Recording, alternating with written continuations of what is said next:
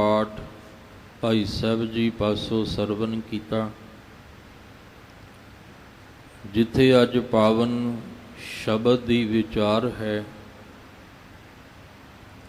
उथे अज मेरी पीरी दे मालिक धन गुरु हरगोबिंद साहब महाराज सच्चे पातशाह जी का पावन प्रकाश पुरब है। सतगुरु जी की अपार बख्शिश किरपा दे सदका गुरबाणी गुरमत विचारां दे नाल जुड़न वास्ते जो समा प्राप्त हो रहा है, मन बिरतियां नूं इकागर करते हुए निमाणे जे हो के चावर छतर तखत दे मालिक धन गुरु ग्रंथ साहब महाराज जी दे पावन चरनां च जुड़न दा यतन करिए। गुरु पातशाह जी अज दे शब्द राहीं जो सानू मनुखी दुनियावी जीवां नूं समझाउणा चाहुंदे हन, एक मन एक चित हो के समझण दा यतन करिए जी। वाहिगुरु साहिब जी। बारा माहा मांझ महला पंजवा घर चौथा। एक ओंकार सत गुर प्रसाद।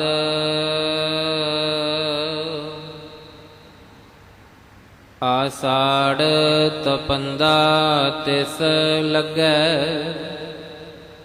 हर नहाना जिन्ना पास। जग जीवन पुरख त्याग कै, मानस संधि आस।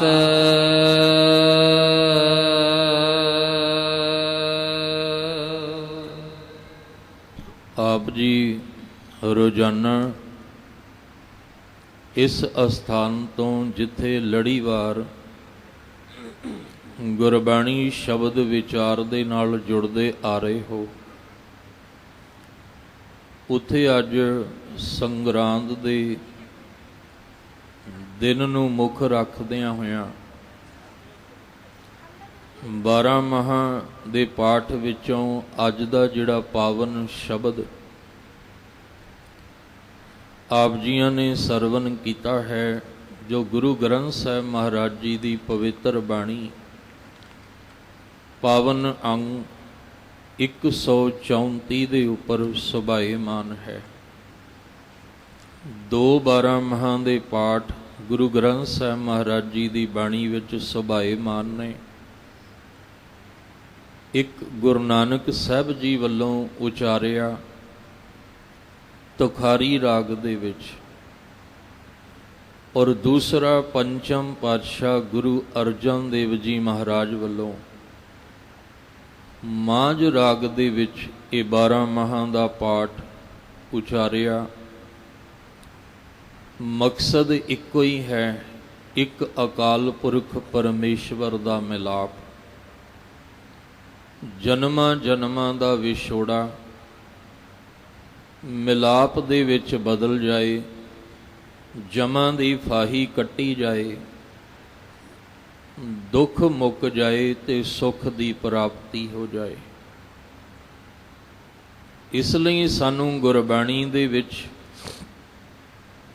12 महा दे मुताबक जो रुतां बदलदियां ने, उस रुतां दे मुताबक भी समझाउण दा यतन कीता कि असीं अपने जीवन नूं अंदरों किस तरह ढालना है। इस तरह गुरबाणी दे नाल अपने जीवन नूं ढालना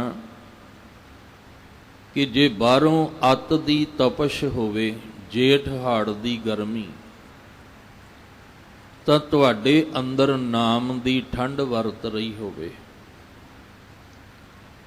जे बाहरों जेठ हाड़ दी अत दी तपश, अत दी गर्मी होवे, ਤੇ ਜੇ ਤੁਹਾਡੇ ਅੰਦਰ ਨਾਮ ਹੈ, ਗੁਰਬਾਣੀ ਹੈ, ਤਾਂ ਤੁਹਾਡੇ ਅੰਦਰ ਠੰਡ ਵਰਤ ਰਹੀ ਹੋਵੇ। ਤੇ ਜੇ ਪੋਹ ਮਾਘ ਦੀ ਬਾਹਰੋਂ ਠੰਡ ਆ ਗਈ, ਅੱਤ ਦੀ ਠੰਡ ਆ ਗਈ, ਤਾਂ ਤੁਹਾਡੇ ਅੰਦਰ ਗੁਰਬਾਣੀ ਦਾ ਨਿੱਘ ਹੋਵੇ। ਇਹ ਬਖਸ਼ਿਸ਼ ਦਿੱਤੀ ਹੈ ਮਹਾਰਾਜ ਨੇ ਕਿ ਜੇ ਬਾਹਰੋਂ ਅੱਤ ਦੀ ਗਰਮੀ ਆ ਤਾਂ ਅੰਦਰ ਠੰਡ ਵਰਤੇ, ਜੇ ਬਾਹਰ ਅੱਤ ਦੀ ਠੰਡ ਹੈ ਤੇ ਅੰਦਰ ਗੁਰਬਾਣੀ ਦਾ ਨਿੱਘ ਵਰਤੇ। 12 ਮਹਾਂ ਦੇ ਪਾਠ ਵਿੱਚ ਹੀ ਮਹਾਰਾਜ ਨੇ ਆਖਿਆ, ਭੋਖ ਤੁਖਾਰ ਨਾ ਵਿਆਪਈ, ਕੰਠ ਮਿਲਿਆ ਹਰ ਨਾ। ਹੁਣ ਬਾਹਰੋਂ ਪੋਹ ਦੀ ਅੱਤ ਦੀ ਠੰਡ ਹੋਵੇ ਪਰ ਕੰਠ ਵਿੱਚ ਪਰਮੇਸ਼ਵਰ ਦਾ ਨਾਮ ਹੈ, ਤੇ ਨਾ ਬਾਹਰ ਦਾ ਕੋਰਾ ਕੁਛ ਕਰ ਸਕਦਾ ਹੈ ਤੇ ਨਾ ਅੰਦਰ ਵਿਕਾਰਾਂ ਦਾ ਕੋਰਾ ਕੁਛ ਕਰ ਸਕਦਾ ਹੈ। ਅੱਜ ਜਿਹੜਾ ਆਪਾਂ ਦੂਜਿਆਂ ਦੀਆਂ ਖੁਸ਼ੀਆਂ ਵੇਖ ਕੇ ਬੜਾ ਖੁਸ਼ ਹੁੰਦਾ ਹੈ, ਉਹ ਦੂਜਿਆਂ ਦੀਆਂ ਤਰੱਕੀਆਂ ਵੇਖ ਕੇ ਬੜਾ ਖੁਸ਼ ਹੁੰਦਾ ਹੈ, ਉਹ ਦੂਸਰਿਆਂ ਨੂੰ ਅੱਗੇ ਵੱਧਦਿਆਂ ਵੇਖ ਕੇ ਬੜਾ ਹੀ ਖੁਸ਼ ਹੁੰਦਾ ਹੈ, ਜਿਹਦੇ ਅੰਦਰ ਸਬਰ ਸੰਤੋਖ ਹੋਵੇ। ਤੇ ਜਿਹਦੇ ਅੰਦਰ ਸਬਰ ਸੰਤੋਖ ਨਹੀਂ, ਉਹ ਕਦੇ ਦੂਜੇ ਦੀਆਂ ਖੁਸ਼ੀਆਂ ਵੇਖ ਕੇ ਮੁਸਕਰਾਏਗਾ ਨਹੀਂ, ਸਗੋਂ ਅੰਦਰ ਹੀ ਅੰਦਰ ਸੜਦਾ ਰਹੇਗਾ ਤੇ ਇਹ ਅਰਦਾਸ ਕਰਦਾ ਰਹੇਗਾ ਵੀ ਇਹਨੇ ਘਰ ਖੁਸ਼ੀਆਂ ਕਿਉਂ ਆ ਗਈਆਂ, ਇਹ ਨਹੀਂ ਸੀ ਆਉਣੀਆਂ ਚਾਹੀਦੀਆਂ। ਇਹਦੇ ਘਰ ਇੰਨਾ ਸੁੱਖ ਕਿਉਂ ਹੈ, ਇਹ ਇੰਨੀਆਂ ਤਰੱਕੀਆਂ ਕਿਉਂ ਕਰ ਰਿਹਾ ਹੈ, ਇਹ ਨਹੀਂ ਸੀ। ਉਹ ਫਿਰ ਆਪਣੀ ਨਜ਼ਰ ਲਾਉਣ ਦੀ ਕੋਸ਼ਿਸ਼ ਕਰਦਾ ਹੈ, ਪਰ ਧਿਆਨ ਰੱਖਣਾ ਜਿਹਦੇ ਉੱਤੇ ਮਾਲਕ ਦੀ ਕਿਰਪਾ ਹੋਵੇ ਉਹਦੇ ਉੱਤੇ ਕੋਈ ਮਾੜੀ ਨਜ਼ਰ ਵੀ ਹੈ। ਅਸੀਂ ਆਪਣੇ ਜੀਵਨ ਨੂੰ ਹਰਿਆ ਭਰਿਆ ਰੱਖਣਾ ਹੈ।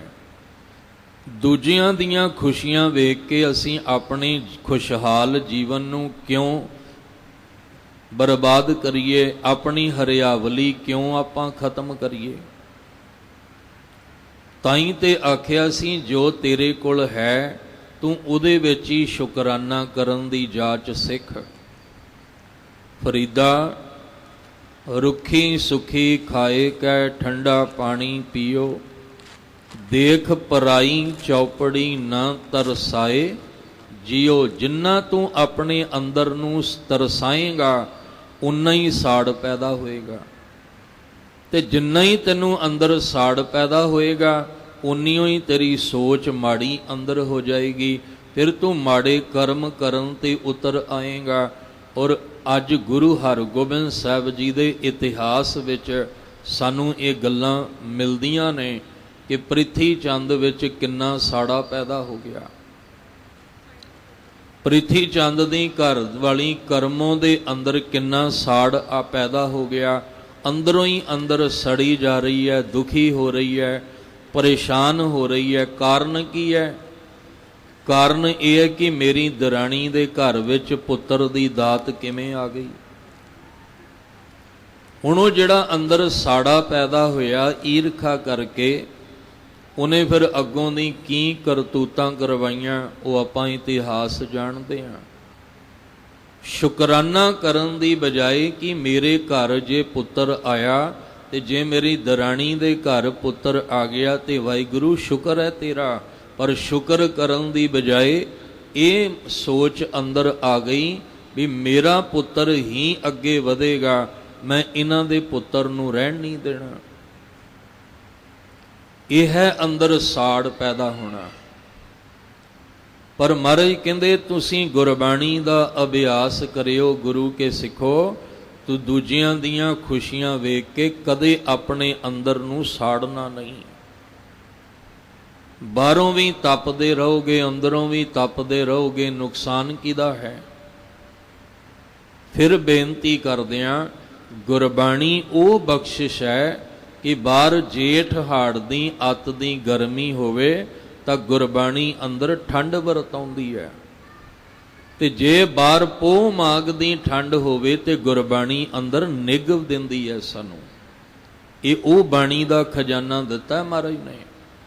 ਸਾਹਿਬ ਕਹਿੰਦੇ ਆਸਾੜ ਤਪੰਦਾ, ਜਿਹਦੇ ਅੰਦਰ ਸਾੜਾ ਪੈਦਾ ਹੋਇਆ, ਜਿਹੜਾ ਅੰਦਰੋਂ ਦੂਜਿਆਂ ਦੇ ਸੁੱਖ ਤਰੱਕੀਆਂ ਵੇਖ ਕੇ ਸੜ ਰਿਹਾ ਹੈ, ਤਪੰਦਾ, ਉਹ ਬਾਹਰੋਂ ਵੀ ਤਪ ਰਿਹਾ ਹੈ ਤੇ ਅੰਦਰੋਂ ਵੀ ਤਪ ਰਿਹਾ ਹੈ।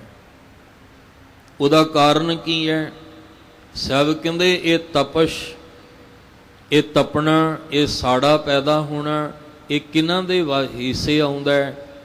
ਆਸਾੜ ਤਪੰਦਾ ਤਿਸ ਲੱਗੈ, ਹਰ ਨਾਹ ਨ ਜਿਨ੍ਹਾਂ ਪਾਸ। ਜਿਨ੍ਹਾਂ ਦੇ ਕੋਲ ਨਾਹ ਮੈਨੇ ਖਸਮ ਨਹੀਂ ਹੈ, ਜਿਹਦੇ ਕੋਲ ਪਰਮੇਸ਼ਵਰ ਨਹੀਂ ਹੈ।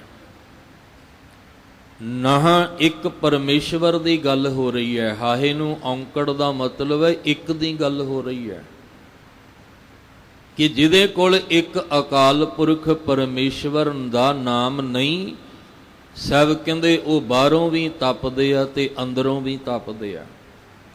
ਤੇ ਇਹ ਜਿਹੜਾ ਅੰਦਰ ਤਪਣਾ ਹੈ ਨਾ, ਤਪੰਦਾ, ਇਹ ਭਾਵੇਂ ਤੁਸੀਂ ਬਾਹਰੋਂ ਜਿੰਨੀ ਮਰਜ਼ੀ ਠੰਡਕ ਲੈ ਲਓ, ਪਰ ਅੰਦਰ ਜਿਹੜਾ ਤਪਦਾ ਹੈ ਨਾ, ਇਹਨੂੰ ਠੰਡਕ ਨਹੀਂ ਮਿਲਣੀ। ਕਈਆਂ ਨੇ ਸੋਚਿਆ ਵੀ ਮਸਤਕ ਬੜਾ ਗਰਮ ਰਹਿੰਦਾ ਹੈ ਤੇ ਕਿਉਂ ਨਾ ਆਪਾਂ ਚੰਦਨ ਦਾ ਲੇਪ ਲਾ ਲਈਏ ਤੇ ਮਸਤਕ ਠੰਡਾ ਹੋ ਜਾਏਗਾ। ਕਿਸੇ ਨੇ ਆਖਿਆ ਵੀ ਅੰਦਰ ਤਪਸ਼ ਬੜੀ ਹੈ, ਬਰਫ਼ ਦਾ ਘਰ ਬਣਾ ਕੇ ਬੈਠ ਜਾਈਏ ਜਾਂ ਬਰਫ਼ ਦੇ ਘਰ ਜਾ ਕੇ ਹਿਮਾਲਿਆ ਦੀ ਚੋਟੀ ਤੇ ਬਹਿ ਜਾਈਏ, ਜਾਂ ਫਿਰ ਚੰਦਰਮਾ ਦੀ ਚਾਨਣੀ ਕਿਤੇ ਅੰਦਰ ਠੰਡ ਪਾ ਦੇਵੇ, ਜਾਂ ਕਿਤੇ ਸਰਦ ਰੋਤੀ ਅੰਦਰ ਕਿਤੇ ਠੰਡ ਪਾ ਦੇ। 12 ਦੇ 12 ਮਹੀਨੇ ਹੀ ਅੰਦਰ ਸਾੜ ਪੈਦਾ ਹੋ ਰਿਹਾ ਹੈ, 12 ਦੇ 12 ਮਹੀਨੇ ਹੀ ਅੰਦਰ ਤਪ ਰਿਹਾ। ਜੀਉ ਤਪਤ ਹੈ ਬਾਰੋ ਬਾਰ, ਤਪ ਤਪ ਖਪੈ ਬਹੁਤ ਬੇਕਾਰ। ਇਹ ਤਪ ਤਪ ਕੇ ਜ਼ਿੰਦਗੀ ਬੇਕਾਰ ਹੋ ਰਹੀ ਹੈ। ਹੁਣ ਜਿਹੜੇ ਅਸੀਂ ਤਰੀਕੇ ਅਪਣਾਏ, ਮਹਾਰਾਜ ਕਹਿੰਦੇ ਉਹ ਫੇਲ ਨੇ।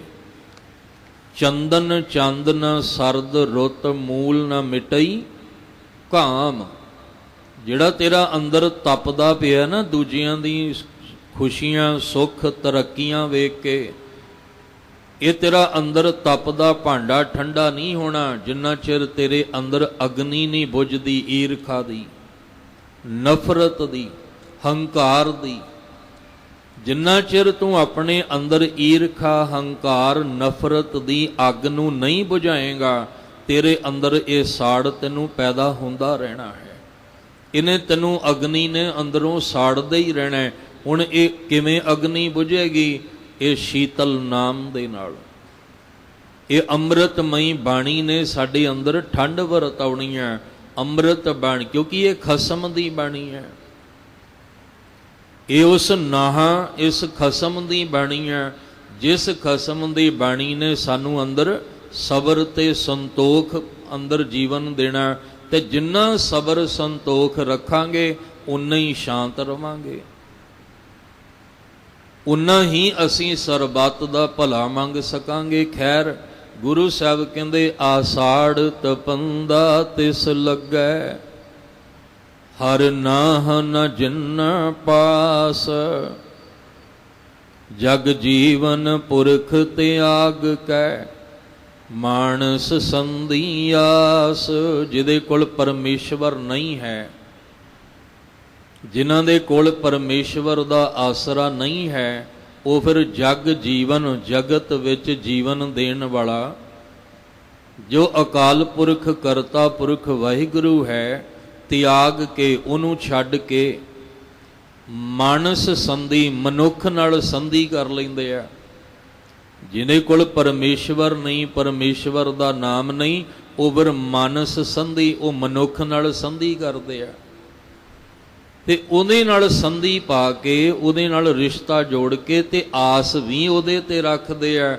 ਪਰ ਮਹਾਰਾਜ ਨੇ ਕਿਹਾ ਸੀ, ਮਾਨੁਖ ਕੀ ਟੇਕ ਬਿਰਥੀ ਸਭ ਜਾਨ, ਦੇਵਨ ਕਉ ਏਕੈ ਭਗਵਾਨ।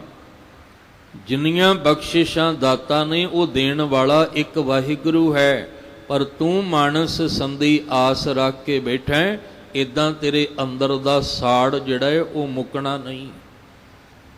ਤੇਰੇ ਅੰਦਰ ਭਾਂਡਾ ਜਿਹੜਾ ਤਪ ਰਿਹਾ ਹੈ, ਇਹ ਠੰਡਾ ਠਾਰ ਅੰਦਰੋਂ ਨਹੀਂ, ਤੈਨੂੰ ਅੰਦਰੋਂ ਠੰਡਕ ਨਹੀਂ ਮਿਲਣੀ, ਕਿਉਂਕਿ ਤੂੰ ਬੰਦੇ ਨਾਲ ਆਸ ਸੰਧੀ ਪਾ ਕੇ ਉਹਦੇ ਤੇ ਆਸ ਰੱਖ ਕੇ ਤੇ ਜਗ ਜੀਵਨ ਦਾਤੇ ਨੂੰ ਵਿਸਾਰ ਕੇ ਬੈਠਾ ਹੈ। ਦੂਏ ਭਾਏ ਵਿਗੁਚੀਐ, ਵਿਗੁਚੀਐ ਮਨੇ ਖੁਆਰ ਹੋਣਾ। ਭਾਏ ਦਾ ਮਤਲਬ ਜਦੋਂ ਇੱਕ ਵਾਹਿਗੁਰੂ ਜਗ ਜੀਵਨ ਪੁਰਖ ਨੂੰ ਤਿਆਗ ਦਿੱਤਾ ਤੇ ਸਾਡੀ ਪ੍ਰੇਮ ਦੀ ਸਾਂਝ ਫਿਰ ਦੂਜੇ ਨਾਲ ਬਣ ਗਈ। ਨਿਰੰਕਾਰ ਨੂੰ ਛੱਡ ਕੇ ਸੰਸਾਰ ਨਾਲ ਪਿਆਰ ਪਾਉਣਾ। ਜਿਹਨੇ ਸੰਸਾਰ ਨਾਲ ਪਿਆਰ ਪਾ ਲਿਆ ਉਹ ਫਿਰ ਖੁਆਰ ਹੀ ਹੁੰਦਾ ਹੈ। ਹਰ ਵਿਸਰਤ ਸਦਾ ਖੁਆਰੀ। ਤੇ ਜਿਹਨੇ ਨਿਰੰਕਾਰ ਨਾਲ ਪਿਆਰ ਪਾਇਆ ਤਾਂ ਕੋ ਧੋਖਾ ਕਹਾਂ ਵਿਆਪੈ, ਜਾਂ ਕੋ ਓਟ ਤੁਹਾਰੀ। ਜਿਹਨੂੰ ਉਸ ਮਾਲਕ ਦੀ ਓਟ ਹੁੰਦੀ ਹੈ ਉਹ ਕਦੇ ਧੋਖਾ ਨਹੀਂ ਖਾਂਦਾ, ਉਹ ਕਦੇ ਵਿਕਾਰਾਂ ਦੇ ਹੱਥੋਂ ਠੱਗਿਆ ਨਹੀਂ ਜਾਂਦਾ। ਉਹੀ ਖੁਆਰ ਹੁੰਦੇ ਨੇ। ਖੁਆਰੀ ਉਹਨਾਂ ਦੇ ਪੱਲੇ ਪੈਂਦੀ ਹੈ ਜਿਹੜੇ ਪਰਮੇਸ਼ਵਰ ਨੂੰ ਵਿਸਾਰ ਦਿੰਦੇ ਆ। ਜਗ ਜੀਵਨ ਪੁਰਖ ਤਿਆਗ ਕੇ ਉਹਨੂੰ ਤਿਆਗ ਦਿੱਤਾ। ਮਾਨਸ ਸੰਧੀ, ਮਨੁੱਖ ਨਾਲ ਸੰਧੀ ਕਰਕੇ ਉਹਦੇ ਤੇ ਆਸ ਰੱਖ ਲਈ। ਇਹ ਜਿਹੜਾ ਦੂਏ ਭਾਏ ਵਾਲੀ ਖੇਡ ਸੀ ਨਾ, ਵਿਗੁਚੀ ਹੈ, ਇਹਨੇ ਖੁਆਰ ਕਰ ਦਿੱਤਾ। ਹੁਣ ਜਿੰਨੀ ਖੁਆਰੀ ਵੱਧਦੀ ਗਈ, ਜਿੰਨਾ ਅਸੀਂ ਨਿਰੰਕਾਰ ਤੋਂ ਦੂਰ ਹੁੰਦੇ ਗਏ, ਗੱਲ ਪਈ ਇਸ ਜਮ ਕੀ ਫਾਸ। ਫਿਰ ਇੱਕ ਦਿਨ ਜਮ ਦੀ ਫਾਹੀ ਗਲ ਪੈ ਗਈ। ਇੱਕ ਦਿਨ ਫਿਰ ਦੁੱਖਾਂ ਦੀ ਜਿਹੜੀ ਫਾਹੀ ਸੀ ਉਹ ਗਲ ਪੈ ਗਈ। ਐਸੀ ਫਾਹੀ ਦੁੱਖਾਂ ਦੀ ਗਲ ਪੈ ਗਈ ਕਿ ਜ਼ਿੰਦਗੀ ਮੁੱਕ ਰਹੀ ਹੈ ਪਰ ਦੁੱਖ ਨਹੀਂ ਮੁੱਕ ਰਹੇ। ਜ਼ਿੰਦਗੀ ਦਾ ਸਫ਼ਰ ਘਟਦਾ ਪਿਆ ਹੈ ਪਰ ਦੁੱਖ ਨਹੀਂ ਘਟਦਾ। ਆਏ ਦਿਨ ਦੁੱਖ ਵੱਧਦਾ ਹੀ ਜਾ ਰਿਹਾ ਹੈ। ਕਿਹਨਾਂ ਦੀ ਜ਼ਿੰਦਗੀ ਦੇ ਵਿੱਚ? ਮਹਾਰਾਜ ਕਹਿੰਦੇ ਜਿਨ੍ਹਾਂ ਦੇ ਕੋਲ ਪਰਮੇਸ਼ਵਰ ਤੇ ਪਰਮੇਸ਼ਵਰ ਦਾ ਨਾਮ ਨਹੀਂ ਹੈ, ਜਿਹੜੇ ਨਿਰੰਕਾਰ ਤੇ ਭਰੋਸਾ ਨਹੀਂ, ਜਿਹੜੇ ਸੰਸਾਰ ਤੇ ਭਰੋਸਾ ਰੱਖਦੇ ਆ, ਉਹਨਾਂ ਦੀ ਜ਼ਿੰਦਗੀ ਖੁਆਰ ਹੋ ਜਾਂਦੀ ਹੈ। ਦੁੱਖਾਂ ਦੀ ਫਾਹੀ ਉਹਨਾਂ ਦੇ ਗਲ ਪੈ ਜਾਂਦੀ ਹੈ। ਜੇਹਾ ਬੀਜੈ ਸੋ ਲੂਣੈ। ਮਹਾਰਾਜ ਜੀ ਕਹਿੰਦੇ ਫਿਰ ਉਹ ਜੋ ਬੀਜਦੇ ਨੇ ਉਹੀ ਫਿਰ ਉਹ ਵੱਢਦੇ ਨੇ। ਜੋ ਕੁਝ ਉਹ ਬੀਜਦੇ ਆ, ਹੁਣ ਧਿਆਨ ਰੱਖਿਓ, ਜਿਹਦੇ ਅੰਦਰ ਤ੍ਰਿਸ਼ਨਾ ਦੀ ਅਗਨੀ ਬਲ ਰਹੀ ਹੈ, ਜਿਹਦੇ ਅੰਦਰ ਵਿਕਾਰਾਂ ਦੀ ਅਗਨੀ ਬਲ ਰਹੀ ਹੈ, ਜਿਹੜਾ ਪਰਮੇਸ਼ਵਰ ਵਾਹਿਗੁਰੂ ਤੇ ਭਰੋਸਾ ਨਹੀਂ ਰੱਖਦਾ, ਜਿਹੜਾ ਸਬਰ ਤੇ ਸੰਤੋਖ ਵਾਲਾ ਨਹੀਂ ਹੈ, ਉਹਦੇ ਕੋਲੋਂ ਕਦੇ ਵੀ ਚੰਗੇ ਕਰਮ ਦੀ ਉਮੀਦ ਨਾ ਰੱਖੋ ਕਿ ਇਹ ਚੰਗਾ ਕਰਮ ਕਰੇਗਾ, ਇਹ ਚੰਗੀ ਸੋਚ ਵਾਲਾ ਹੋਏਗਾ। ਸਭ ਕਹਿੰਦੇ ਨੇ ਉਹ ਮਾੜੇ ਕਰਮ ਕਰਦਾ ਹੈ ਤੇ ਮਾੜੀ ਸੋਚ ਰੱਖਦਾ ਹੈ, ਫਿਰ ਜਿੱਦਾਂ ਦਾ ਬੀਜਦਾ ਉਦਾਂ ਦਾ ਹੀ ਉਹ ਵੱਢ ਲੈਂਦਾ ਹੈ। ਇਹ ਤੇ ਉਸ ਮਾਲਕ ਦੇ ਘਰ ਦਾ ਨਿਯਮ ਹੈ ਨਾ। ਇਹ ਤਾਂ ਜਦੋਂ ਦੀ ਕੁਦਰਤ ਸਾਜੀ ਹੈ, ਮਾਲਕ ਨੇ ਦਾ ਨਿਯਮ ਉਸੇ ਤਰ੍ਹਾਂ ਹੀ ਬਣਿਆ। ਉਹ ਨਿਯਮ ਨਹੀਂ ਕਿਸੇ ਲਈ ਬਦਲ ਸਕਦਾ। ਭਾਵੇਂ ਕੋਈ ਜਿੰਨਾ ਮਰਜ਼ੀ ਉੱਚੇ ਅਹੁਦੇਦਾਰ ਹੋਵੇ ਤੇ ਭਾਵੇਂ ਕੋਈ ਕਿਸੇ ਮਹਿਲਾਂ ਵਿੱਚ ਜਾਂ ਝੁੱਗੀ ਵਿੱਚ ਰਹਿਣ ਵਾਲਾ ਹੋਵੇ, ਜਾਂ ਸਾਡੀ ਸ਼ਬਦਾਵਲੀ ਵਿੱਚ ਕੋਈ ਗਰੀਬ ਭਾਵੇਂ ਅਮੀਰ ਹੋਵੇ, ਮਾਲਕ ਦਾ ਨਿਯਮ ਕਿਸੇ ਲਈ ਨਹੀਂ ਬਦਲਣਾ। ਉਹ ਸਭਨਾਂ ਤੇ ਲਾਗੂ ਹੋਣਾ। ਜੇਹਾ ਬੀਜੈ ਸੋ ਲੂਣੈ। ਜਿੱਦਾਂ ਦਾ ਬੀਜ ਪਾਓਗੇ ਉਦਾਂ ਦਾ ਹੀ ਤੁਹਾਨੂੰ ਅੱਗੇ ਫਲ ਮਿਲਣਾ। ਉਸੇ ਤਰ੍ਹਾਂ ਦਾ ਹੀ ਫਲ ਤੁਹਾਨੂੰ ਭੋਗਣਾ ਪੈਣਾ। ਤੇ ਜੋ ਤੁਸੀਂ ਬੀਜਿਆ ਉਹੀ ਤੁਹਾਡੇ ਮਸਤਕ ਦਾ ਲੇਖ ਬਣਨਾ। ਜੋ ਤੁਸੀਂ ਕਰਮ ਕੀਤਾ ਉਹ ਕਰਮ ਹੀ ਤੁਹਾਡੇ ਮਸਤਕ ਦਾ ਲੇਖ ਬਣਨਾ। ਤੇ ਮਸਤਕ ਦਾ ਲੇਖ ਕਿਸੇ ਮਾਨਸ ਸੰਧੀ ਆਸ ਰੱਖ ਕੇ ਲੇਖ ਨਹੀਂ ਮਿਟਾਇਆ ਜਾ ਸਕਦਾ। ਕਿਸੇ ਕੋਲੋਂ ਜਨਮ ਪੱਤਰੀ ਬਣਵਾ ਕੇ ਲੇਖ ਨਹੀਂ ਮਿਟਾਇਆ ਜਾ ਸਕਦਾ। ਹੱਥ ਦੀਆਂ ਰੇਖਾਵਾਂ ਦਿਖਾ ਕੇ ਮਸਤਕ ਦਾ ਲੇਖ ਨਹੀਂ ਮਿਟਾਇਆ ਜਾ ਸਕਦਾ। ਹਾਂ, ਗੁਰਬਾਣੀ ਦੇ ਰਾਹੀਂ ਜੁੜਾਂਗੇ। ਪਿਛਲੇ ਦਿਨੀ ਵੀ ਆਪਾਂ ਇਹੀ ਵਿਚਾਰ ਕਰਕੇ ਆਏ ਹਾਂ ਕਿ ਸਤਿਗੁਰੂ ਸਾਡਾ ਲੇਖਾ ਮੁਕਾ ਸਕਦੇ ਆ। ਇੰਨੀ ਪਾਵਰ ਹੈ ਗੁਰਬਾਣੀ ਵਿੱਚ ਕਿ ਉਹ ਸਾਡਾ ਲੇਖਾ ਜੋਖਾ ਮੁਕਾ ਸਕਦੇ ਆ। ਜਿੱਦਣ ਗੁਰੂ ਬਾਣੀ ਦੇ ਰਾਹੀਂ ਅਸੀਂ ਆਪਣੀ ਸੋਚ ਬਦਲ ਲਾਂਗੇ, ਆਪਣੇ ਖਿਆਲ ਬਦਲ ਲਾਂਗੇ, ਆਪਣਾ ਰਸਤਾ ਆਪਣੇ ਕਰਮ ਬਦਲ ਲਾਂਗੇ, सच जानियो फिर धर्म राए दर, कागद फारे जन नानक लेखा समझा। पर असी मानस संधि आस रख के दुनिया दे विच भटक रहे हैं। महाराज कहंदे इस तरह गल नहीं बननी। जिहड़ा तेरे अंदर ईरखा दी अग्नि, विकारां दी अग्नि बलदी है, ਉਹਦੇ ਕਰਕੇ ਤੂੰ ਖੁਆਰ ਵੀ ਹੋ ਰਿਹਾ ਤੇ ਦੁੱਖਾਂ ਦੀ ਫਾਹੀ ਵੀ ਗਲ ਵਿੱਚ ਪੈਂਦੀ ਹੈ। ਫਿਰ ਜਿਹਾ ਬੀਜੈ ਸੋ ਲੁਣੈ, ਮੱਥੈ ਜੋ ਲਿਖਿਆਸ। ਫਿਰ ਜੋ ਮਸਤਕ ਤੇ ਤੇਰੇ ਸੋਚ ਮੁਤਾਬਕ, ਕਰਮ ਮੁਤਾਬਕ, ਬੀਜ ਮੁਤਾਬਕ ਜੋ ਲਿਖ ਦਿੱਤਾ ਉਸ ਮਾਲਕ ਨੇ, ਕਿਉਂਕਿ ਕਲਮ ਉਸ ਮਾਲਕ ਦੇ ਹੱਥ ਵਿੱਚ ਹੈ। ਜੋ ਤੂੰ ਬੀਜਿਆ ਹੈ ਉਹੀ ਫਲ ਤੈਨੂੰ ਭੋਗਣਾ ਪੈਣਾ ਹੈ, ਉਹੀ ਵੱਢਣਾ ਪੈਣਾ ਹੈ। ਤੇ ਜਦੋਂ ਬੰਦੇ ਨੂੰ ਸਮਝ ਆਉਂਦੀ ਹੈ ਉਦੋਂ ਤੱਕ ਪਛਤਾਵਾ ਹੀ ਇਹਦੇ ਪੱਲੇ ਰਹਿ ਜਾਂਦਾ ਹੈ। ਤੇ ਜਿਹਨੂੰ ਸਮਝ ਆਈ ਨਹੀਂ, ਮਹਾਰਾਜ ਕਹਿੰਦੇ ਰੈਣ ਵਿਹਾਣੀ ਰਾਤ ਬਤੀਤ ਹੋ ਰਹੀ ਹੈ। ਆ ਬਾਹਰ ਦੀ ਰਾਤ ਨਹੀਂ, ਜ਼ਿੰਦਗੀ ਦੀ ਰਾਤ। ਇਹ ਜ਼ਿੰਦਗੀ ਦੀ ਰਾਤ ਜਿਹੜੀਆਂ ਬਤੀਤ ਹੁੰਦੀ ਜਾ ਰਹੀ ਹੈ, ਇਹ ਖਤਮ ਹੋਣ ਤੇ ਆ ਗਈ ਹੈ। ਰੈਣ ਵਿਹਾਣੀ ਪਛੋਤਾਣੀ, ਹੁਣ ਅੰਦਰ ਦੀ ਜੀਵ ਇਸਤਰੀ ਪਛਤਾਣੀ, ਪਛਤਾ ਰਹੀ ਹੈ। ਉੱਠ ਚਲੀ ਗਈ ਨਿਰਾਸ, ਇੱਕ ਦਿਨ ਰੈਣ ਮੁੱਕ ਗਈ, ਜ਼ਿੰਦਗੀ ਮੁੱਕ ਗਈ। ਇਹ ਫਿਰ ਨਿਰਾਸ਼ ਹੋ ਕੇ ਇਸ ਸਰੀਰ ਵਿੱਚੋਂ, ਘਰ ਵਿੱਚੋਂ ਉੱਠ ਕੇ ਤੁਰ ਪੈਂਦੀ ਹੈ। ਇਹ ਨਿਰਾਸ਼ ਹੋ ਕੇ ਜਾਂਦੀ ਹੈ, ਕਿਉਂਕਿ ਇੱਕੋ ਇੱਕ ਤਾਂ ਇਹਨੂੰ ਮੌਕਾ ਮਿਲਿਆ ਸੀ, ਇੱਕੋ ਇੱਕ ਇਹਨੂੰ ਵਾਰੀ ਮਿਲੀ ਸੀ ਕਿ ਇਸ ਵਾਰੀ, ਇਸ ਮੌਕੇ ਤੇ ਮੈਂ ਪਰਮੇਸ਼ਵਰ ਪਰ ਆਪਣੇ ਵਾਹਿਗੁਰੂ ਜੀ ਨੂੰ ਪਾ ਲੈਣਾ ਹੈ, ਮੈਂ ਸਦਾ ਲਈ ਸੁਹਾਗਣ ਹੋ ਜਾਣਾ ਹੈ। ਪਰ ਮਨ ਜਿਹੜਾ ਸੀ ਉਹ ਵਿਕਾਰਾਂ ਦੀ ਅਗਨੀ ਵਿੱਚ ਤਪਦਾ ਰਿਹਾ। ਜਿਹੜਾ ਥੋੜਾ ਬਹੁਤ ਰਸ ਸੀ ਉਹ ਰਸ ਵੀ ਅੰਦਰੋਂ ਮੁੱਕ ਗਿਆ। ਹੁਣੇ ਆਸ ਰੱਖ ਕੇ ਆਈ ਸੀ ਕਿ ਪਰਮੇਸ਼ਵਰ ਦੇ ਨਾਮ ਦਾ ਰਸ ਮਿਲੇਗਾ, ਪਰ ਮਨ ਆਪ ਵਿਕਾਰਾਂ ਵਿੱਚ ਤਪਦਾ ਰਿਹਾ। ਸਾਰੀ ਜ਼ਿੰਦਗੀ ਐਵੇਂ ਲੰਘ ਗਈ। ਹੁਣ ਇੱਕ ਦਿਨ ਜ਼ਿੰਦਗੀ ਦੀ ਰਾਤ ਮੁੱਕਦੀ ਹੈ ਤੇ ਫਿਰ ਇਹ ਜੀਵ ਇਸਤਰੀ ਨਿਰਾਸ਼ ਹੋ ਕੇ ਉੱਠ ਕੇ ਤੁਰ ਪੈਂਦੀ ਹੈ, ਕਿਉਂਕਿ ਜਿਹੜਾ ਲਾਹਾ ਲੈਣਾ ਸੀ ਉਹ ਮਿਲ ਨਹੀਂ ਸਕਿਆ। ਜਿਸ ਕਰਕੇ ਜ਼ਿੰਦਗੀ ਮਿਲੀ ਸੀ ਉਹ ਲਾਹਾ ਨਹੀਂ ਲੈ ਸਕੇ ਆਪਾਂ, ਕਿਉਂਕਿ ਮਨ ਹੋਰ ਪਾਸੇ ਤੁਰਦਾ ਰਿਹਾ ਤੇ ਇਹਦੀ ਆਸ ਪੂਰੀ ਨਹੀਂ ਹੋਈ। ਹਾਲਾਂਕਿ ਗੁਰਬਾਣੀ ਨੇ ਹਲੂਣੇ ਦੇ ਦੇ ਕੇ ਮਨ ਨੂੰ ਸਮਝਾਇਆ, ਪ੍ਰਾਣੀ ਤੂੰ ਆਇਆ ਲਾਹਾ ਲੈਣ, ਲੱਗਾ ਕਿਤ ਕੋ ਫਕੜੇ ਸਭ ਮੁੱਕਦੀ ਚੱਲੀ। ਰੈਣ ਤੇਰੀ ਜ਼ਿੰਦਗੀ ਦੀ ਰਾਤ ਮੁੱਕ ਚੱਲੀ ਆ। ਜਿਹੜਾ ਰਸ ਤੂੰ ਜੀਵ ਇਸਤਰੀ ਨੂੰ ਦੇਣਾ ਨਾਮ ਦਾ, ਉਹ ਨਾਮ ਦੀ ਕਮਾਈ, ਨਾਮ ਦਾ ਅਭਿਆਸ ਕਰ। ਪਰ ਮਨ ਤਾਂ ਵਿਕਾਰਾਂ ਦੀ ਅਗਨੀ ਵਿੱਚ ਤਪਦਾ ਰਿਹਾ, ਤ੍ਰਿਸ਼ਨਾ ਦੀ ਦੌੜ ਲੱਗੀ ਰਹੀ। ਇਹ ਸਬਰ ਸੰਤੋਖ ਵਿੱਚ ਆ ਕੇ ਮਨ ਟਿਕਿਆ ਨਾ, ਤੇ ਫਿਰ ਉਹਨਾਂ ਦੇ ਅੰਦਰ ਜਿਹੜੀ ਜੀਵ ਇਸਤਰੀ ਹੈ ਉਹ ਜ਼ਿੰਦਗੀ ਦੀ ਰਾਤ ਮੁੱਕਣ ਤੇ ਪਛਤਾਉਂਦੀ ਵੀ ਹੈ ਤੇ ਨਿਰਾਸ਼ ਹੋ ਕੇ ਉੱਠ ਕੇ ਚਲੀ ਜਾਂਦੀ ਆ, ਕਿਉਂਕਿ ਉਹਦੇ ਪੱਲੇ ਕੱਖ ਨਹੀਂ ਹੁੰਦਾ। ਅਸੀਂ ਸਰੀਰ ਕਰਕੇ ਬੜਾ ਕੁਝ ਇਕੱਠਾ ਕਰ ਲਿਆ, ਬਹੁਤ ਕੁਝ, ਆਪਣੀ ਲੋੜ ਤੋਂ ਵੱਧ ਇਕੱਠਾ ਕਰ ਲਿਆ। ਅਸੀਂ ਆਪਣੇ ਸਰੀਰ ਕਰਕੇ ਬਾਹਰਲੀ ਦੁਨੀਆ ਵਿੱਚ ਆਪਣੀ ਲੋੜ, ਜ਼ਰੂਰਤ ਤੋਂ ਕਾਫੀ ਗੁਣਾ ਇਕੱਠਾ ਕਰ ਲਿਆ ਅਸੀਂ। ਪਰ ਸਾਹਿਬ ਕਹਿੰਦੇ ਬਾਹਰੋਂ ਤਾਂ ਖਜ਼ਾਨੇ ਭਰ ਲਏ, ਅੰਦਰ ਤਾਂ ਖਾਲੀ ਦਾ ਖਾਲੀ ਹੈ।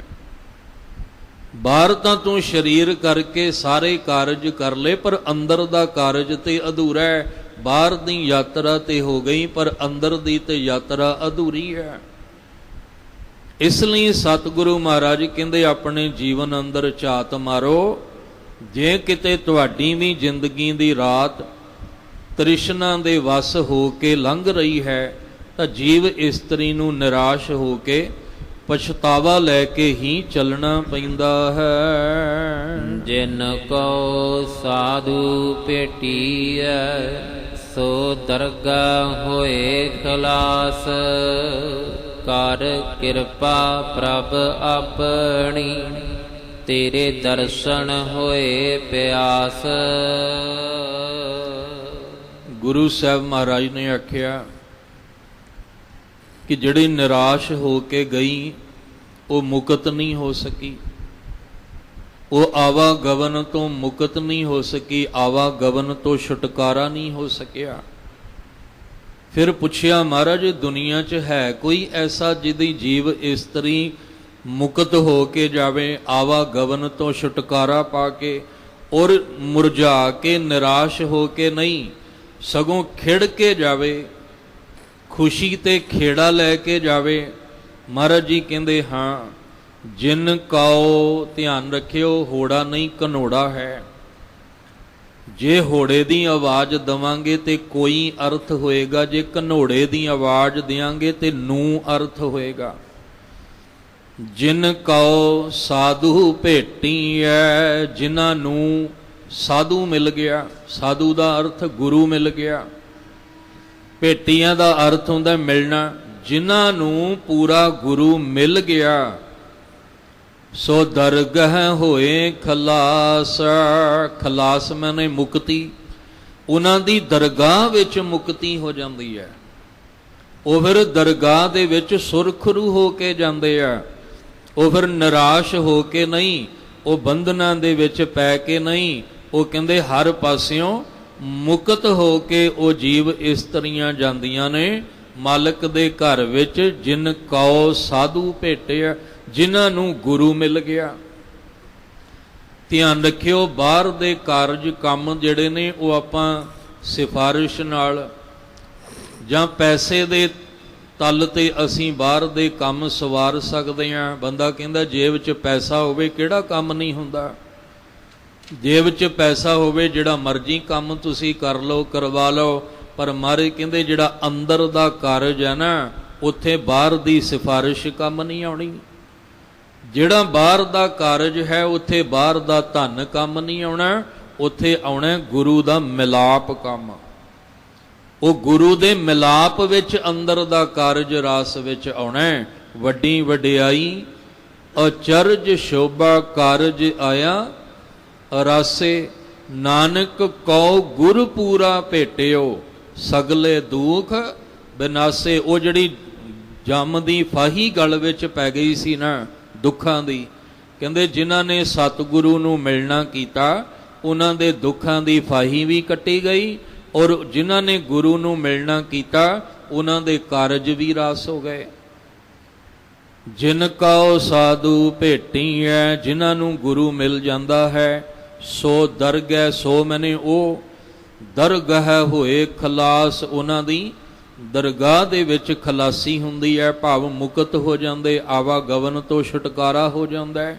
ਹੁਣ ਕੀ ਕਰੀਏ ਆਪਾਂ? ਕਹਿੰਦੇ ਤੁਸੀਂ ਵੀ ਗੁਰੂ ਸਾਹਿਬ ਦੇ ਦਰ ਤੇ ਬੇਨਤੀ ਕਰੋ ਕਿ ਹੇ ਵਾਹਿਗੁਰੂ ਜੀ, ਸਾਡੇ ਤੇ ਵੀ ਐਸੀ ਕਿਰਪਾ ਕਰ ਦਿਓ ਕਿ ਸਾਨੂੰ ਵੀ ਗੁਰੂ ਮਿਲ ਜਾਏ ਤੇ ਗੁਰੂ ਨੂੰ ਮਿਲ ਕੇ ਤੁਹਾਡੇ ਦਰਸ਼ਨਾਂ ਦੀ ਪਿਆਸ ਲੱਗ ਜਾਏ। ਧਿਆਨ ਰੱਖਣਾ, ਪਿਆਸ ਹੈ ਨਹੀਂ, ਪਿਆਸ ਲਗਾਉਣੀ ਹੈ ਹਜੇ। ਜੇ ਤਾਂ ਪਿਆਸ ਲੱਗੀ ਹੋਵੇ ਫਿਰ ਤਾਂ ਅਰਦਾਸ ਹੈ ਕਿ ਮਾਲਕ ਜੀ ਦੀਦਾਰ ਬਖਸ਼ੋ, ਮਨ ਬੈਰਾਗ ਭਇਆ ਦਰਸ਼ਨ ਦੇਖਣੇ ਕਾ ਚਾਉ। ਉਹ ਤਾਂ ਪਿਆਸ ਲੱਗੀ ਹੋਈ ਹੈ, ਉਹ ਤਾਂ ਅੰਦਰ ਤੜਪ ਪੈਦਾ ਹੋ ਗਈ ਹੈ ਪ੍ਰਭੂ ਨੂੰ ਮਿਲਣ ਦੀ, ਪਰ ਇੱਥੇ ਤੇ ਹਜੇ ਤੜਪ ਪੈਦਾ ਹੀ ਨਹੀਂ ਹੋਈ, ਉਹ ਤੇ ਹਜੇ ਪਿਆਸ ਅੰਦਰ ਦੀ ਲਗਾਉਣੀ ਹੈ। ਮਹਾਰਾਜ ਕਹਿੰਦੇ ਨੇ ਜਿਨ੍ਹਾਂ ਨੂੰ ਗੁਰੂ ਮਿਲਿਆ ਉਹਨਾਂ ਦੀ ਮੁਕਤੀ ਹੋਈ। ਫਿਰ ਕੀ ਕਹਿੰਦੇ? ਅਰਦਾਸ ਕਰੋ ਤੁਹਾਨੂੰ ਵੀ ਕਿਤੇ ਗੁਰੂ ਮਿਲ ਪਏ, ਤੇ ਗੁਰੂ ਦੇ ਮਿਲਾਪ ਵਿੱਚ ਅਰਦਾਸ ਕਰੋ ਕਿਤੇ ਤੁਹਾਡੇ ਅੰਦਰ ਵੀ ਪ੍ਰਭੂ ਦੇ ਦਰਸ਼ਨਾਂ ਦੀ ਪਿਆਸ ਪੈਦਾ ਹੋ ਜਾਏ। ਕਰ ਕਿਰਪਾ ਪ੍ਰਭ ਆਪਣੀ, ਹੇ ਪ੍ਰਭੂ ਜੀ ਆਪਣੀ ਕਿਰਪਾ, ਆਪਣਾ ਤਰਸ ਸਾਡੇ ਤੇ ਕਰ ਦਿਓ। ਜਿੱਥੋਂ ਸ਼ੁਰੂ ਕੀਤੀ ਸੀ ਵਿਚਾਰ, ਉੱਥੋਂ ਹੀ ਫਿਰ ਪਰਤ ਕੇ ਵਾਪਸ ਆਉਣਾ ਪੈਣਾ ਆਪਾਂ ਨੂੰ। ਕਿਰਤ ਕਰਮ ਕੇ ਵਿਛੜੇ ਕਰ ਕਿਰਪਾ ਮਿਲਹੁ ਰਾਮ। ਇਹ ਤਾਂ ਹੀ ਮੇਲਾ ਹੋਏਗਾ ਜੇ ਤੁਹਾਡੇ ਦਰਸ਼ਨਾਂ ਦੀ ਪਿਆਸ ਅੰਦਰ ਵੈਰਾਗ ਪੈਦਾ ਕਰੇਗੀ। ਇਸ ਲਈ ਕਰ ਕਿਰਪਾ ਪ੍ਰਭ ਆਪਣੀ, ਤੇਰੇ ਦਰਸ਼ਨ ਹੋਏ ਪਿਆਸ। ਤੇਰੇ ਦਰਸ਼ਨਾਂ ਦੀ ਪਿਆਸ ਅੰਦਰ ਲੱਗ ਜਾਏ, ਆਪਣੀ ਕਿਰਪਾ ਕਰੋ, ਸਾਨੂੰ ਵੀ ਐਸੇ ਪੂਰੇ ਗੁਰੂ ਦਾ ਮਿਲਾਪ ਬਖਸ਼ ਦੇਵੋ ਜੀ। ਪ੍ਰਭ ਤੁਧ ਬਿਨ ਦੂਜਾ ਕੋ ਨਹੀਂ, ਨਾਨਕ ਕੀ ਅਰਦਾਸ। ਆਸਾੜ ਸੁਹੰਦਾ ਤਿਸ ਲੱਗੈ, ਜਿਸ ਮਨ ਹਰ ਚਰਨ ਨਿਵਾਸ। ਹੁਣ ਪੁੱਛਿਆ ਕਿ ਪ੍ਰਭੂ ਦੇ ਦਰਸ਼ਨ ਦੀ ਪਿਆਸ ਕਿਉਂ ਲਾਉਣੀ ਹੈ? ਮਹਾਰਾਜ ਕਹਿੰਦੇ ਉਹਦੇ ਤੋਂ ਬਿਨਾ ਕੋਈ ਦੂਜਾ ਹੈ ਹੀ ਕੋਈ ਨਹੀਂ, ਜਿਹੜਾ ਤੇਰੇ ਅੰਦਰ ਵਿਕਾਰਾਂ ਦੀ ਅਗਨੀ ਨੂੰ ਬੁਝਾ ਕੇ ਤੇਰੇ ਅੰਦਰ ਠੰਡ ਵਰਤਾ ਸਕੇ, ਤੈਨੂੰ ਸਬਰ ਤੇ ਸੰਤੋਖ, ਤੇਰਾ ਦਾਮਨ ਸੁੱਖ ਤੇ ਖੁਸ਼ੀਆਂ ਦੇ ਨਾਲ ਭਰ ਸਕੇ, ਤੇਰੇ ਜੀਵਨ ਦੇ ਅੰਦਰ ਸਦਾ ਦਾ ਵਿਗਾਸ ਬਣ ਜਾਏ, ਖੇੜਾ ਬਣ ਜਾਏ। ਉਹ ਪਰਮੇਸ਼ਵਰ ਦੇ ਨਾਮ ਤੋਂ ਬਿਨਾ ਹੋਰ ਕੋਈ ਦੂਜਾ ਤਰੀਕਾ ਨਹੀਂ ਹੈ। ਅਸੀਂ ਜਿੰਨਾ ਮਰਜ਼ੀ ਸੰਸਾਰ ਦੇ ਵਿੱਚ ਭਟਕ ਲਈਏ, ਪਰ ਵਾਹਿਗੁਰੂ ਜੀ ਦੇ ਚਰਨ ਤੇ ਵਾਹਿਗੁਰੂ ਜੀ ਦੇ ਨਾਮ ਤੋਂ ਬਿਨਾ ਗੱਲ ਨਹੀਂ ਬਣਨੀ। ਇਸ ਲਈ ਪ੍ਰਭ ਤੁਧ ਬਿਨ ਦੂਜਾ ਕੋ ਨਹੀਂ, ਕੋਈ ਨਹੀਂ ਦੂਜਾ।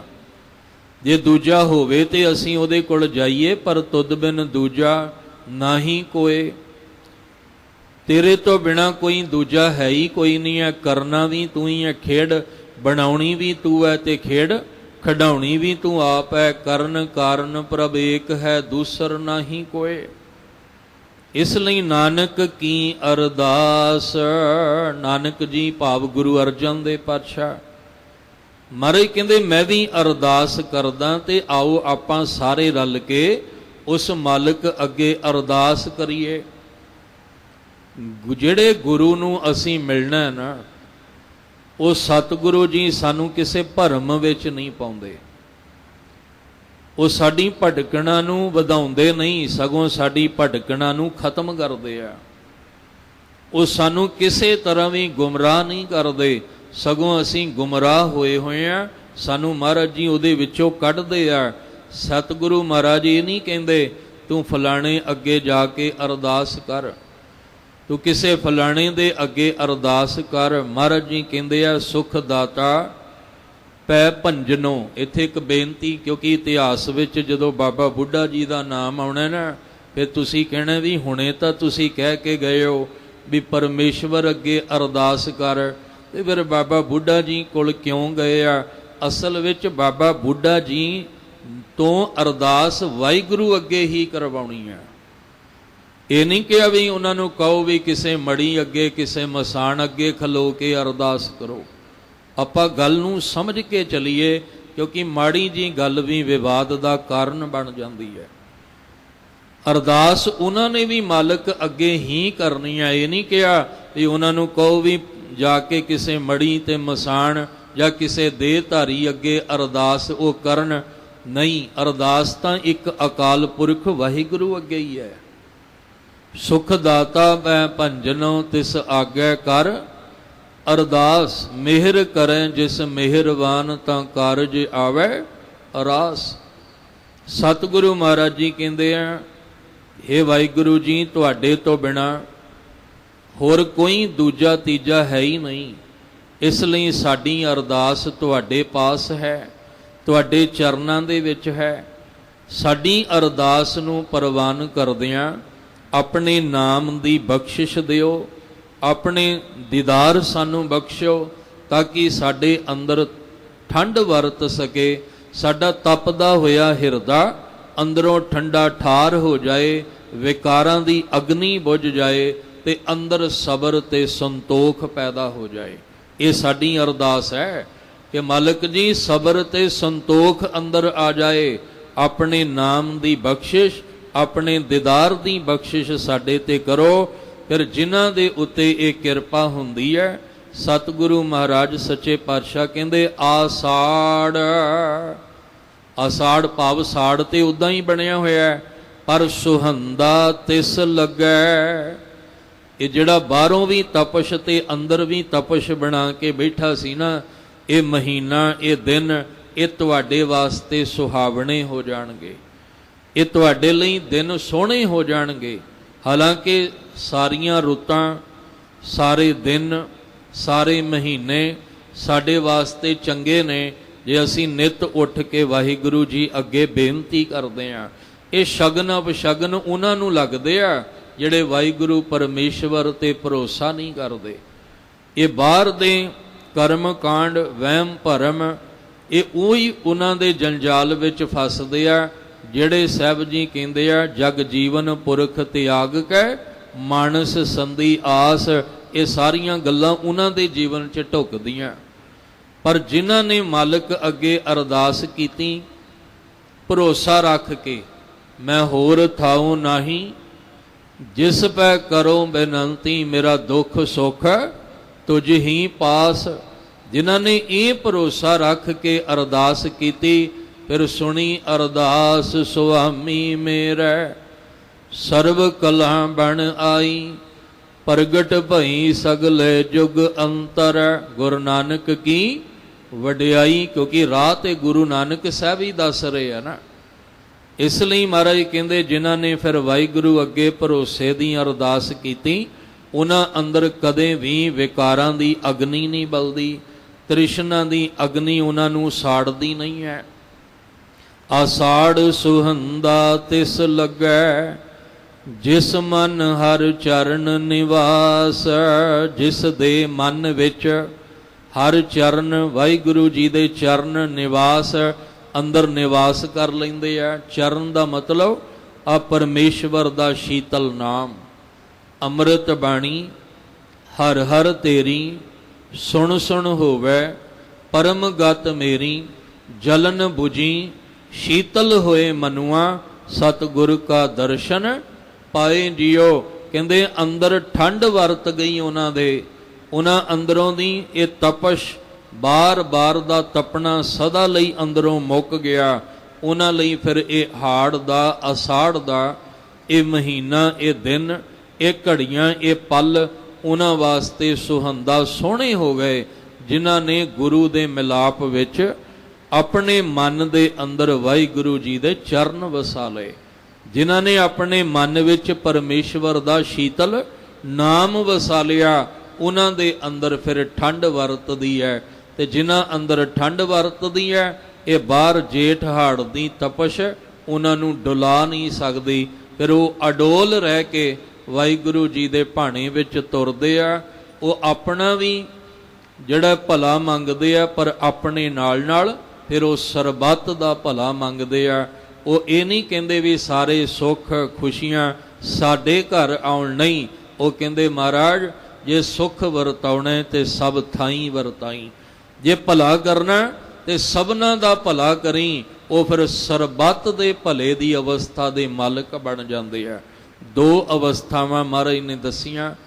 ਇੱਕ ਉਹ ਜਿਨ੍ਹਾਂ ਵਿੱਚ ਪਰਮੇਸ਼ਵਰ ਦਾ ਨਾਮ ਨਹੀਂ ਵਸਿਆ, ਉਹ ਦੂਜਿਆਂ ਦੀਆਂ ਤਰੱਕੀਆਂ ਸੁੱਖ ਵੇਖ ਕੇ ਸੜਦੇ ਰਹਿੰਦੇ ਆ, ਦੁਖੀ ਹੁੰਦੇ ਰਹਿੰਦੇ ਆ, ਆਪਣੇ ਆਪ ਨੂੰ ਅੰਦਰੋਂ ਹੀ ਅੰਦਰ ਸਾੜਦੇ ਰਹਿੰਦੇ ਆ। ਨਾ ਉਹਨਾਂ ਨੂੰ ਦਿਨ ਵੇਲੇ ਚੈਨ, ਨਾ ਉਹਨਾਂ ਨੂੰ ਰਾਤ ਵੇਲੇ ਟਿਕਾ ਆਉਂਦਾ।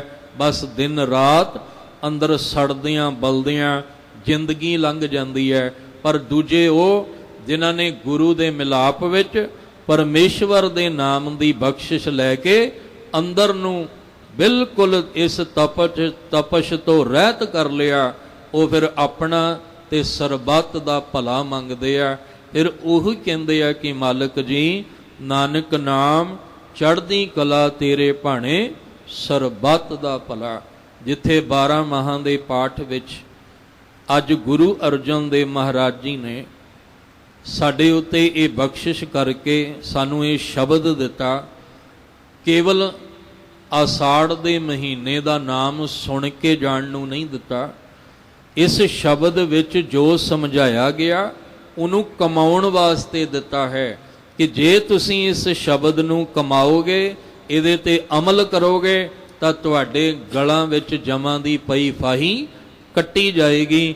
ਫਿਰ ਤੁਹਾਡੇ ਜੀਵਨ ਦੇ ਅੰਦਰ ਲੱਖ ਖੁਸ਼ੀਆਂ ਪਾਤਸ਼ਾਹੀਆਂ ਜੇ ਸਤਿਗੁਰ ਨਦਰ ਕਰੇ ਨਿਮਖ ਏਕ ਹਰ ਨਾਮ ਦੇ ਮੇਰਾ ਮਨ ਤਨ ਸ਼ੀਤਲ ਹੋਏ ਦੀ ਖੇਡ ਬਣ ਸਕਦੀ ਹੈ। ਇਸ ਸ਼ਬਦ ਦੀ ਵਿਚਾਰ ਦੇ ਨਾਲ ਨਾਲ ਅੱਜ ਮੀਰੀ ਪੀਰੀ ਦੇ ਮਾਲਕ ਪਰ ਉਪਕਾਰੀ ਸਤਿਗੁਰੂ, ਦਲ ਭੰਜਨ ਗੁਰ ਸੂਰਮੇ। ਗੁਰੂ ਹਰਗੋਬਿੰਦ ਸਾਹਿਬ ਸੱਚੇ ਪਾਤਸ਼ਾਹ ਜੀ ਦਾ ਪ੍ਰਕਾਸ਼ ਪੁਰਬ ਹੈ।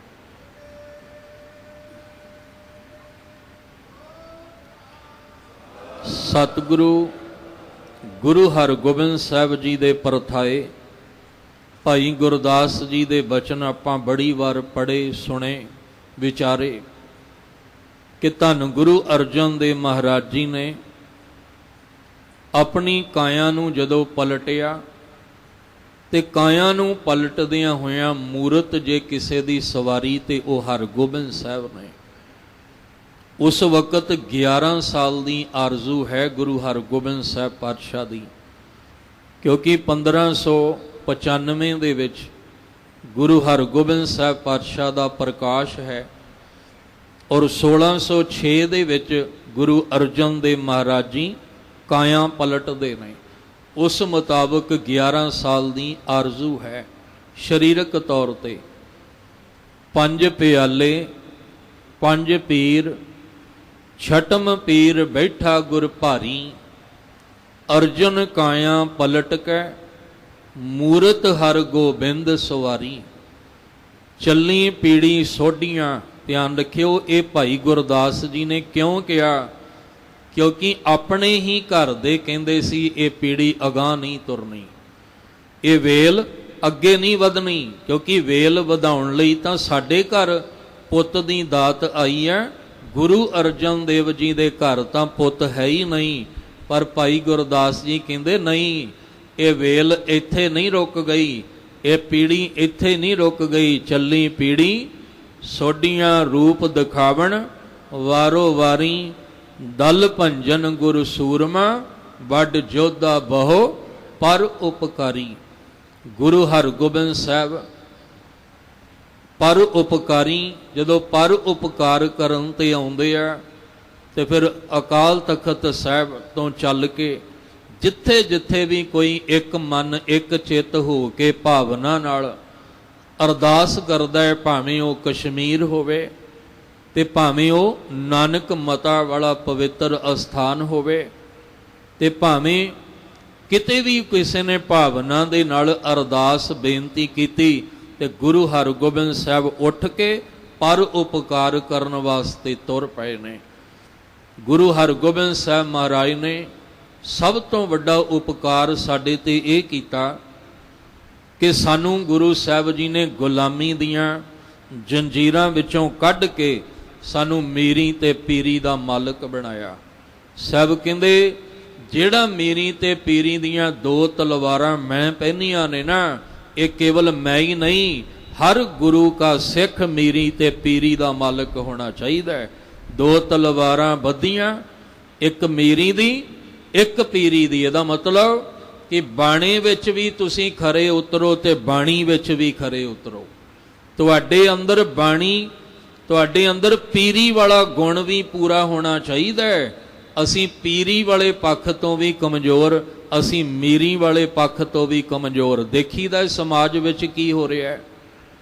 ਬਾਣੀ ਵੀ ਸਾਡੇ ਕੋਲ ਉਨੀ ਕਮਾਈ ਨਹੀਂ ਜਾ ਰਹੀ, ਨਿਤਨੇਮ ਵੀ ਸਾਡਾ ਕਮਜ਼ੋਰ ਹੋ ਗਿਆ ਔਰ ਬਾਹਰੋਂ ਬਾਣੀ ਨਾਲ ਵੀ ਜੋ ਖਿਲਵਾੜ ਲੋਕ ਕਰਦੇ ਆ, ਇਹਨਾਂ ਨੂੰ ਪਤਾ ਹੀ ਕੋਈ ਨਹੀਂ ਕਿ ਇਹ 5 ਕਕਾਰਾਂ ਦੀ ਵਰਦੀ ਮਹਾਰਾਜ ਨੇ ਦਿੱਤੀ ਆ, ਕਾਹਦੇ ਵਾਸਤੇ ਦਿੱਤੀ ਆ। ਅਸੀਂ ਇਹਨੂੰ ਖੇਡ ਸਮਝ ਕੇ ਖੇਡ ਰਹੇ ਹਾਂ। ਗੁਰਬਾਣੀ ਨੂੰ ਵੀ ਅਸੀਂ ਖੇਡ ਹੀ ਬਣਾ ਲਿਆ, ਜਿਸ ਕਰਕੇ ਅਸੀਂ ਅੰਦਰੋਂ ਵੀ ਮਾਰ ਖਾ ਰਹੇ ਹਾਂ ਤੇ ਬਾਹਰੋਂ ਵੀ ਮਾਰ ਖਾ ਰਹੇ ਹਾਂ। ਸਾਨੂੰ ਅੰਦਰੋਂ ਵੀ ਵਿਕਾਰਾਂ ਦੀ ਮਾਰ ਪੈ ਰਹੀ ਹੈ ਤੇ ਬਾਹਰੋਂ ਵੀ ਸ਼ਰਾਰਤੀ ਅਨਸਰਾਂ ਦੀ ਮਾਰ ਪੈ ਰਹੀ ਹੈ। ਉਹਦਾ ਕਾਰਨ ਅਸੀਂ ਨਾ ਪੀਰੀ ਵਿੱਚ ਪੂਰੇ ਉਤਰੇ ਹਾਂ, ਨਾ ਮੀਰੀ ਵਿੱਚ। ਅਰਦਾਸ ਕਰੀਏ ਗੁਰੂ ਹਰਗੋਬਿੰਦ ਸਾਹਿਬ, ਕਿਤੇ ਤੁਹਾਡੀ ਰਹਿਮਤ ਵਰਤ ਜਾਏ, ਅਸੀਂ ਮੀਰੀ ਦੇ ਵਿੱਚ ਵੀ ਤੇ ਪੀਰੀ ਵਿੱਚ ਵੀ ਖਰੇ ਉਤਰ ਕੇ ਮੀਰੀ ਪੀਰੀ ਦੇ ਮਾਲਕ, ਕਿਉਂਕਿ ਇਹ ਉਹ ਘਰ ਹੈ ਜਿੱਥੇ ਮਹਾਰਾਜ ਕਹਿੰਦੇ ਆ ਕਿ ਉਹ ਆਪੇ ਗੁਰੂ ਵੀ ਬਣ ਜਾਂਦਾ ਹੈ ਤੇ ਆਪੇ ਚੇਲਾ ਵੀ ਬਣ ਜਾਂਦਾ ਹੈ। ਜੇ 5 ਪਿਆਰਿਆਂ ਨੂੰ ਮਹਾਰਾਜ ਨੇ ਦਾਤ ਦਿੱਤੀ ਆ ਅੰਮ੍ਰਿਤ ਦੀ, ਤੇ 5 ਪਿਆਰਿਆਂ ਕੋਲੋਂ ਖੰਡੇ ਦੀ ਪੋਲ ਲਈ ਵੀ ਹੈ, ਇਹ ਸੱਚ ਹੈ। ਇਸ ਲਈ ਗੁਰੂ ਸਾਹਿਬ ਨੇ ਸਾਨੂੰ ਜਿਹੜਾ ਆਪਣਾ ਸਰੂਪ ਬਣਾਇਆ, ਉਹ ਸਾਨੂੰ ਵੀ ਮਹਾਰਾਜ ਨੇ ਕਿਹਾ ਕਿ ਤੇਰਾ ਮੇਰਾ ਇੱਕ ਰੂਪ ਹੋਣਾ ਚਾਹੀਦਾ ਹੈ, ਤੇਰੇ ਤੇ ਮੇਰੇ ਵਿੱਚ ਕੋਈ ਅੰਤਰ ਨਹੀਂ ਹੋਣਾ ਚਾਹੀਦਾ। ਗੁਰੂ ਹਰਗੋਬਿੰਦ ਸਾਹਿਬ ਜੀ ਦਾ ਇਹ ਸਾਡੇ ਤੇ ਬਹੁਤ ਵੱਡਾ ਉਪਕਾਰ ਸੀ ਕਿ ਮਹਾਰਾਜ ਕਹਿੰਦੇ ਤੂੰ ਹਰਮੰਦਰ ਸਾਹਿਬ ਦਰਬਾਰ ਸਾਹਿਬ ਆ, ਪਰ ਨਿਮ ਕੇ ਆਈ, ਇੰਨਾ ਕੁ ਨਿਭ ਕੇ ਆਈ ਕਿ ਜਦੋਂ ਜਾਏ ਤਾਂ ਤੇਰੇ ਅੰਦਰ ਪੀਰੀ ਵਾਲਾ ਗੁਣ ਭਾਂਡੇ ਵਿੱਚ ਭਰਿਆ ਹੋਵੇ। ਤੇ ਜਿਸ ਦਿਨ ਤੂੰ ਅਕਾਲ ਤਖਤ ਸਾਹਿਬ ਤੇ ਚੜ੍ਹ ਕੇ ਆਵੇਂ ਤੇ ਇੰਨਾ ਕੁ ਚੜ੍ਹਦੀ ਕਲਾਂ ਦੇ ਵਿੱਚ ਆਈ ਕਿ ਤੇਰੇ ਵਿੱਚ ਮੀਰੀ ਵਾਲਾ ਗੁਣ ਭਰਿਆ ਹੋਵੇ, ਨਾ ਬਾਹਰੋਂ ਤੈਨੂੰ ਕੋਈ ਢਾ ਸਕੇ, ਨਾ ਅੰਦਰੋਂ ਤੈਨੂੰ ਕੋਈ ਢਾ ਸਕੇ। ਇਹ ਅਰਦਾਸ ਕਰਨ ਦੀ ਲੋੜ ਹੈ। ਦੂਜਾ ਪਰ ਉਪਕਾਰ ਗੁਰੂ ਹਰਗੋਬਿੰਦ ਸਾਹਿਬ ਨੇ ਕੀਤਾ, ਸੀਸ ਤੇ ਦਸਤਾਰਾਂ ਸਜਾਉਣ ਦਾ ਹੁਕਮ ਕੀਤਾ ਕਿ ਇਹ ਗੁਲਾਮੀ ਵਾਲੀਆਂ ਟੋਪੀਆਂ ਸੀਸ ਤੋਂ ਉਤਾਰ ਤੇ ਆਜ਼ਾਦੀ ਦਾ ਪ੍ਰਤੀਕ, ਚੜ੍ਹਦੀ ਕਲਾਂ ਦਾ ਪ੍ਰਤੀਕ ਮਹਾਰਾਜ ਨੇ ਸਾਨੂੰ ਤਾਜ ਦਿੱਤਾ।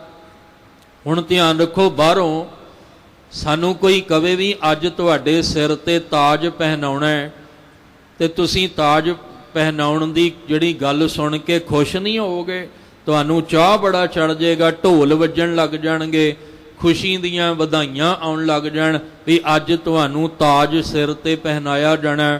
ਤੇ ਜਿਹੜਾ ਸਾਨੂੰ ਗੁਰੂ ਨੇ ਤਾਜ ਦਿੱਤਾ ਉਹਦੀ ਸਾਨੂੰ ਖੁਸ਼ੀ ਨਹੀਂ। ਇਹ ਸਿਰ ਤੇ ਤਾਜ ਹੈ, ਇਹ ਕੇਵਲ 4, 5, 7 ਮੀਟਰ ਦਾ ਕੱਪੜਾ ਨਹੀਂ। ਇਹਨੂੰ ਜਦੋਂ ਅਸੀਂ ਸਜਾਉਂਦੇ ਹਾਂ ਇਹ ਤਾਜ ਬਣ ਜਾਂਦਾ ਹੈ ਸਾਡਾ, ਇਹ ਸਾਡੇ ਸਿਰ ਦਾ ਸ਼ਿੰਗਾਰ ਬਣ ਜਾਂਦਾ ਹੈ। ਤੇ ਜਿਹੜੇ ਸਾਡੇ ਨੌਜਵਾਨ ਅੱਜ ਨੌਜਵਾਨੀ ਵਿੱਚ ਗੁੰਮਰਾਹ ਹੋਏ ਇਹ ਸਿਰ ਤੋਂ ਜੂੜਾ ਵੀ ਉਤਾਰਤਾ, ਸਿਰ ਤੋਂ ਦਸਤਾਰ ਵੀ ਉਤਾਰਤੀ, ਤੇ ਜਿਹੜੇ ਟੋਪੀਆਂ ਪਾ ਕੇ ਤੁਰਦੇ ਆ ਉਹਨਾਂ ਨੂੰ ਇਸ ਤਾਜ ਦੀ ਕੀਮਤ ਦਾ ਪਤਾ ਹੀ ਕੋਈ ਨਹੀਂ ਹੈ ਕਿ ਕਿੰਨਾ ਵੱਡਮੁੱਲਾ ਤਾਜ ਮੇਰੇ ਸਤਿਗੁਰੂ ਨੇ ਸਾਨੂੰ ਦਿੱਤਾ ਹੈ, ਕਿੰਨਾ ਸ਼ਿੰਗਾਰ ਸਾਨੂੰ ਮਹਾਰਾਜ ਨੇ ਇਸ ਤਾਜ ਦੇ ਰੂਪ ਵਿੱਚ ਦਿੱਤਾ। ਪਰ ਉਹਨਾਂ ਨੂੰ ਨਾ ਸਮਝ ਹੋਣ ਕਰਕੇ ਜਿਨ੍ਹਾਂ ਦੇ ਸਿਰਾਂ ਤੇ ਦਸਤਾਰ ਹੋਣੀ ਚਾਹੀਦੀ ਸੀ, ਉਹਨਾਂ ਦੇ ਸਿਰ ਤੇ ਟੋਪੀ ਤੇ ਕੰਨਾਂ ਦੇ ਵਿੱਚ ਪਾਈਆਂ ਮੁੰਦਰਾਂ ਨਜ਼ਰ ਆਉਂਦੀਆਂ। ਉਦੋਂ ਫਿਰ ਸਮਝੀਦਾ ਕਿ ਇਹ ਗੁੰਮਰਾਹ ਇੰਨਾ ਹੋ ਚੁੱਕੇ ਆ, ਇਹਨਾਂ ਨੂੰ ਪਤਾ ਹੀ ਕੋਈ ਨਹੀਂ ਕਿ ਸਾਨੂੰ ਗੁਰੂ ਸਾਹਿਬ ਨੇ ਕਿੱਡੀ ਉੱਚੀ ਅਵਸਥਾ ਦਾ ਮਾਲਕ ਬਣਾਇਆ ਹੈ। ਵਾਹਿਗੁਰੂ ਉਹਨਾਂ ਨੌਜਵਾਨਾਂ ਨੂੰ ਵੀ ਸਮੱਤ ਦੇਣ, ਕਿਉਂਕਿ ਗੁਰੂ ਹਰਗੋਬਿੰਦ ਸਾਹਿਬ ਨੇ ਇੱਕ ਉਪਕਾਰ ਹੋਰ ਕੀਤਾ ਵੀ ਅੱਜ ਤੋਂ ਬਾਅਦ ਇਹ ਮਾਇਆਵੀ ਧਨ ਪਦਾਰਥਾਂ ਦੀ ਭੇਟਾਵਾਂ ਬੜੀਆਂ ਚੜ ਗਈਆਂ। ਆਓ, ਜੇ ਤੁਸੀਂ ਆਪਣਾ ਭਲਾ ਚਾਹੁੰਦੇ ਹੋ ਤੇ ਆਪਣੀਆਂ ਜਵਾਨੀਆਂ ਭੇਟਾ ਕਰੋ। ਇਹਨਾਂ ਜਵਾਨੀਆਂ ਨੂੰ ਨਸ਼ਿਆਂ ਤੋਂ ਬਚਾਉਣਾ ਹੈ, ਬੁਰਾਈਆਂ ਤੋਂ ਬਚਾਉਣਾ ਹੈ, ਮਾੜੀ ਸੋਚ ਮਾੜੀ ਸੰਗਤ ਤੋਂ ਬਚਾਉਣਾ ਹੈ। ਇਸ ਲਈ ਗੁਰੂ ਹਰਗੋਬਿੰਦ ਸਾਹਿਬ ਨੇ ਕਿਹਾ ਆਪਣੀਆਂ ਜਵਾਨੀਆਂ ਭੇਟ ਕਰੋ।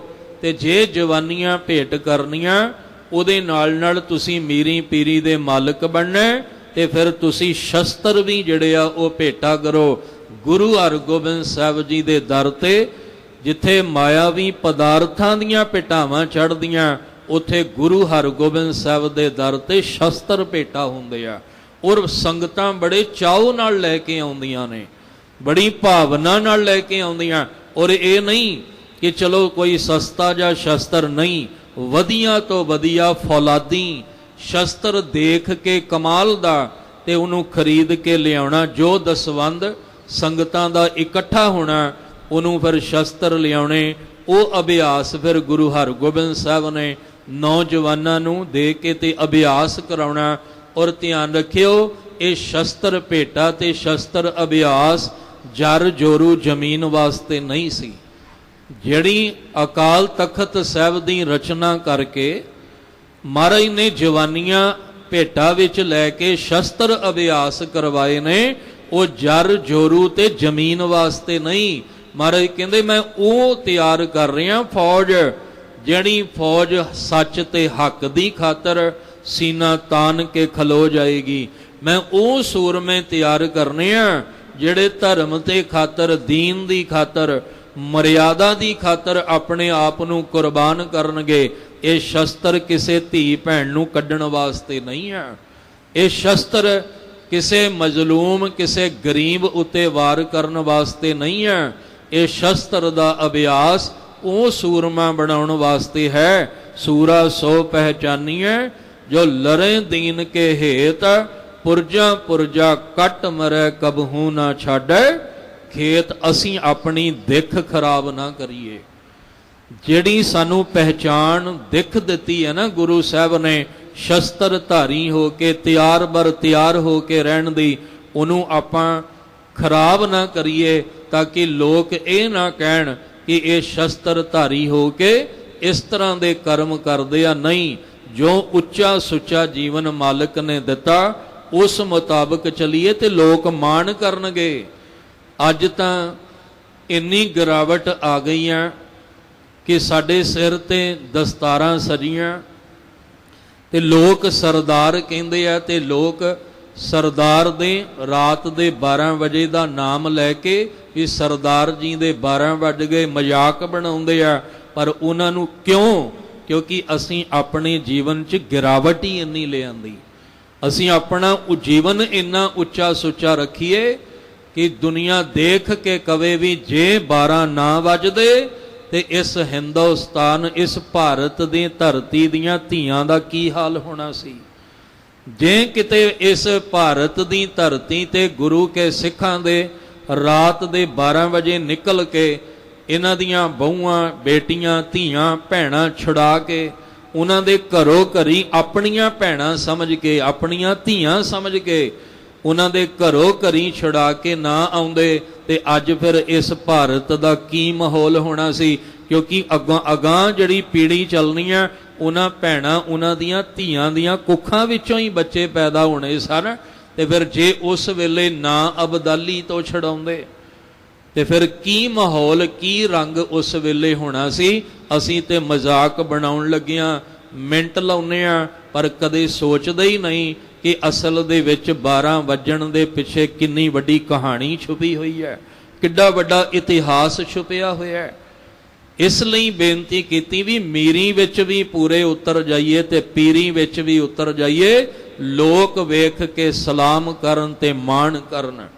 ਗੁਰੂ ਹਰਗੋਬਿੰਦ ਸਾਹਿਬ ਜੀ ਜਿੱਥੇ ਪਰ ਉਪਕਾਰ ਕਰਦੇ ਆ, ਉੱਥੇ ਮਹਾਰਾਜ ਜੀ ਦਲ ਭੰਜਨ ਗੁਰ ਸੂਰਮਾ ਬਣ ਕੇ ਹੰਕਾਰੀਆਂ ਦੇ ਹੰਕਾਰ ਵੀ ਤੋੜਦੇ ਆ।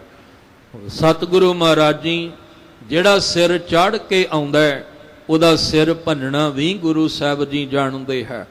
ਗੁਰੂ ਹਰਗੋਬਿੰਦ ਸਾਹਿਬ ਮਹਾਰਾਜ ਸਤਿਗੁਰੂ ਪਾਤਸ਼ਾਹ ਜੀ ਦਾ ਪ੍ਰਕਾਸ਼ ਜਿਸ ਵੇਲੇ ਗੁਰੂ ਅਰਜਨ ਦੇਵ ਜੀ ਮਹਾਰਾਜ ਸਤਿਗੁਰੂ ਪਾਤਸ਼ਾਹ ਜੀ ਗੁਰਤਾ ਗੱਦੀ ਤੇ ਬਿਰਾਜਮਾਨ ਹੋਏ, ਉਸੇ ਦਿਨ ਤੋਂ ਹੀ, ਉਸੇ ਪਲ ਤੋਂ ਹੀ ਪ੍ਰਿਥੀ ਚੰਦ ਦਾ ਵਿਰੋਧ ਸ਼ੁਰੂ ਹੋ ਗਿਆ। ਕਿਉਂਕਿ ਅੰਦਰ ਸਬਰ ਨਹੀਂ ਸੀ ਨਾ, ਅੰਦਰ ਸੰਤੋਖ ਨਹੀਂ ਸੀ, ਈਰਖਾ ਦੀ ਅੱਗ ਅੰਦਰ ਬਲਦੀ ਸੀ।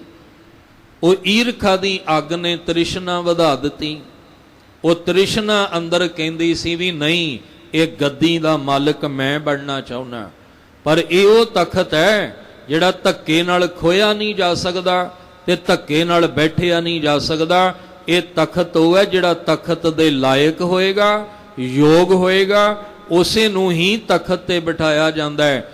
ਜੇ ਇਹ ਤਖਤ ਲਾਇਕ ਯੋਗਤਾ ਵੇਖ ਕੇ ਨਾ ਹੁੰਦਾ ਤੇ ਫਿਰ ਗੁਰੂ ਨਾਨਕ ਸਾਹਿਬ ਕਦੇ ਭਾਈ ਲਹਿਣਾ ਜੀ ਨੂੰ ਗੁਰੂ ਅੰਗਦ ਸਾਹਿਬ ਨਾ ਬਣਾਉਂਦੇ। ਫਿਰ ਬਾਬਾ ਸ਼੍ਰੀ ਚੰਦ ਜੀ ਤਖਤ ਤੇ ਬਹਿ ਜਾਂਦੇ, ਫਿਰ ਬਾਬਾ ਦਾਸੂ ਜੀ, ਦਾਤੂ ਜੀ ਬਹਿ ਜਾਂਦੇ, ਬਾਬਾ ਮੋਹਨ, ਬਾਬਾ ਮੋਰੀ ਜੀ ਵਰਗੇ ਬੈਠ ਜਾਂਦੇ।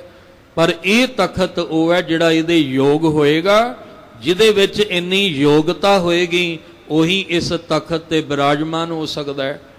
ਗੁਰੂ ਰਾਮਦਾਸ ਪਾਤਸ਼ਾਹ ਨੇ ਵੀ ਉਹੀ ਕੀਤਾ। ਪਰ ਪ੍ਰਿਥੀ ਚੰਦ ਦਾ ਵਿਰੋਧ ਸ਼ੁਰੂ ਹੋ ਗਿਆ। ਚਲੋ ਵਿਰੋਧ ਸ਼ੁਰੂ ਹੋਇਆ, ਅੱਗੋਂ ਉਹਦੀ ਘਰ ਵਾਲੀ ਜੀਵਨ ਸਾਥੀ ਵੀ ਉੱਦਾਂ ਦਾ ਮਿਲ ਗਿਆ, ਉਹਦੇ ਅੰਦਰ ਵੀ ਸਾੜਾ ਪੈਦਾ ਹੁੰਦਾ ਹੈ।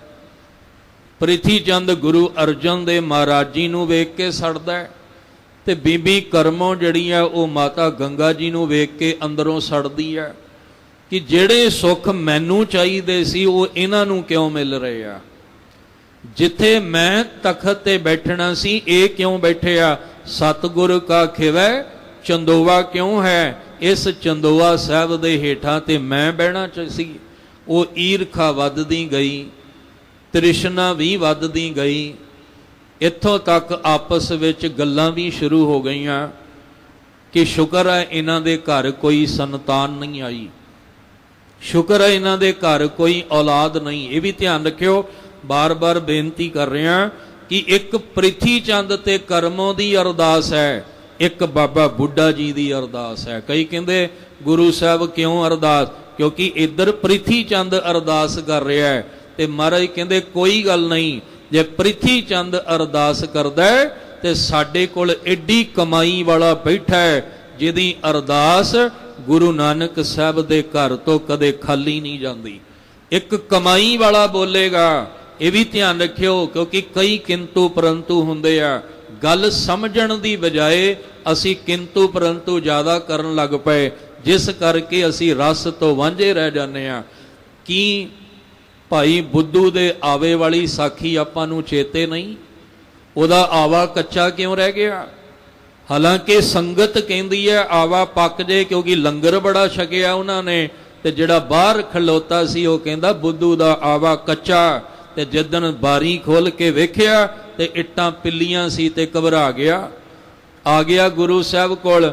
ਮਹਾਰਾਜ ਕਹਿੰਦੇ ਕਿਸੇ ਦੇ ਅੰਦਰੋਂ ਆਵਾਜ਼ ਨਿਕਲੀ ਆ, ਕਿਸੇ ਨੇ ਤੇਰਾ ਲੰਗਰ ਵੇਖ ਕੇ ਬਾਹਰੋਂ ਅਰਦਾਸ ਕੀਤੀ ਵੀ ਲੰਗਰ ਬੜਾ ਵਧੀਆ ਛਕਾਇਆ, ਪਰ ਕਿਸੇ ਨੇ ਅੰਦਰੋਂ ਅਰਦਾਸ ਕੀਤੀ ਆ, ਔਰ ਜਿਹਨੇ ਕੀਤੀ ਹੋਏਗੀ ਉਹਨੇ ਜ਼ਿੰਦਗੀ ਨੂੰ ਸਾਧਿਆ ਹੋਇਆ ਹੈ। ਉਹ ਇੱਕ ਸਾਧ ਬਚਨ ਅਟ ਲਾਦਾ, ਉਹ ਜ਼ਿੰਦਗੀ ਨੂੰ ਸਾਧਨ ਵਾਲੇ ਦੀ ਅਰਦਾਸ ਹੈ। ਹੁਣ ਉਹੀ ਅਰਦਾਸ ਕਰੇਗਾ ਤੇ ਤੇਰੀਆਂ ਪਿੱਲੀਆਂ ਕੱਚੀਆਂ ਇੱਟਾਂ ਵੀ ਪੱਕਿਆਂ ਦੇ ਭਾਅ ਵਿਕ ਜਾਣਗੀਆਂ। ਇਤਿਹਾਸ ਗਵਾਹੀ ਭਰਦਾ ਹੈ ਕਿ ਉਹਦੀਆਂ ਪਿੱਲੀਆਂ ਇੱਟਾਂ ਵੀ ਪੱਕੇ ਦੇ ਭਾਅ ਵਿਕ ਗਈਆਂ। ਕਦੋਂ? ਜਦੋਂ ਉਸ ਕਮਾਈ ਵਾਲੇ ਦੇ ਅੰਦਰੋਂ ਜਬ ਬਾਤ ਦਿਲ ਸੇ ਨਿਕਲਤੀ ਹੈ तो असर रखती है, मुश्किल तो ये है बड़ी मुश्किल से निकलती है।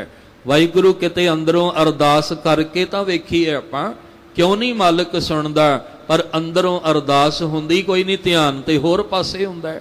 खैर हुण दो अरदासां ने, एक कमाई वाले ने करनी है। ये दस दिता महाराज ने कि भावें अरदास गुरु दे घर विच ही होनी है, पर कमाई वाले दी अरदास किन्ना असर करदी है, ते जिहड़ी माड़ी सोच रखण वाला है ओदी अरदास किन्ना को असर रखदी है।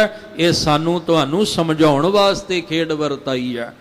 कहंदे दोवें आपस विच गल्लां करदे कहंदे आ असीं ते रब अगे अरदास करदे आ कि माता गंगा जी दी कुख नूं भाग ही कोई ना लगे। असीं ते अरदास करदे आ कि गुरु अर्जन दे पातशाह दे घर संतान ही कोई ना होवे।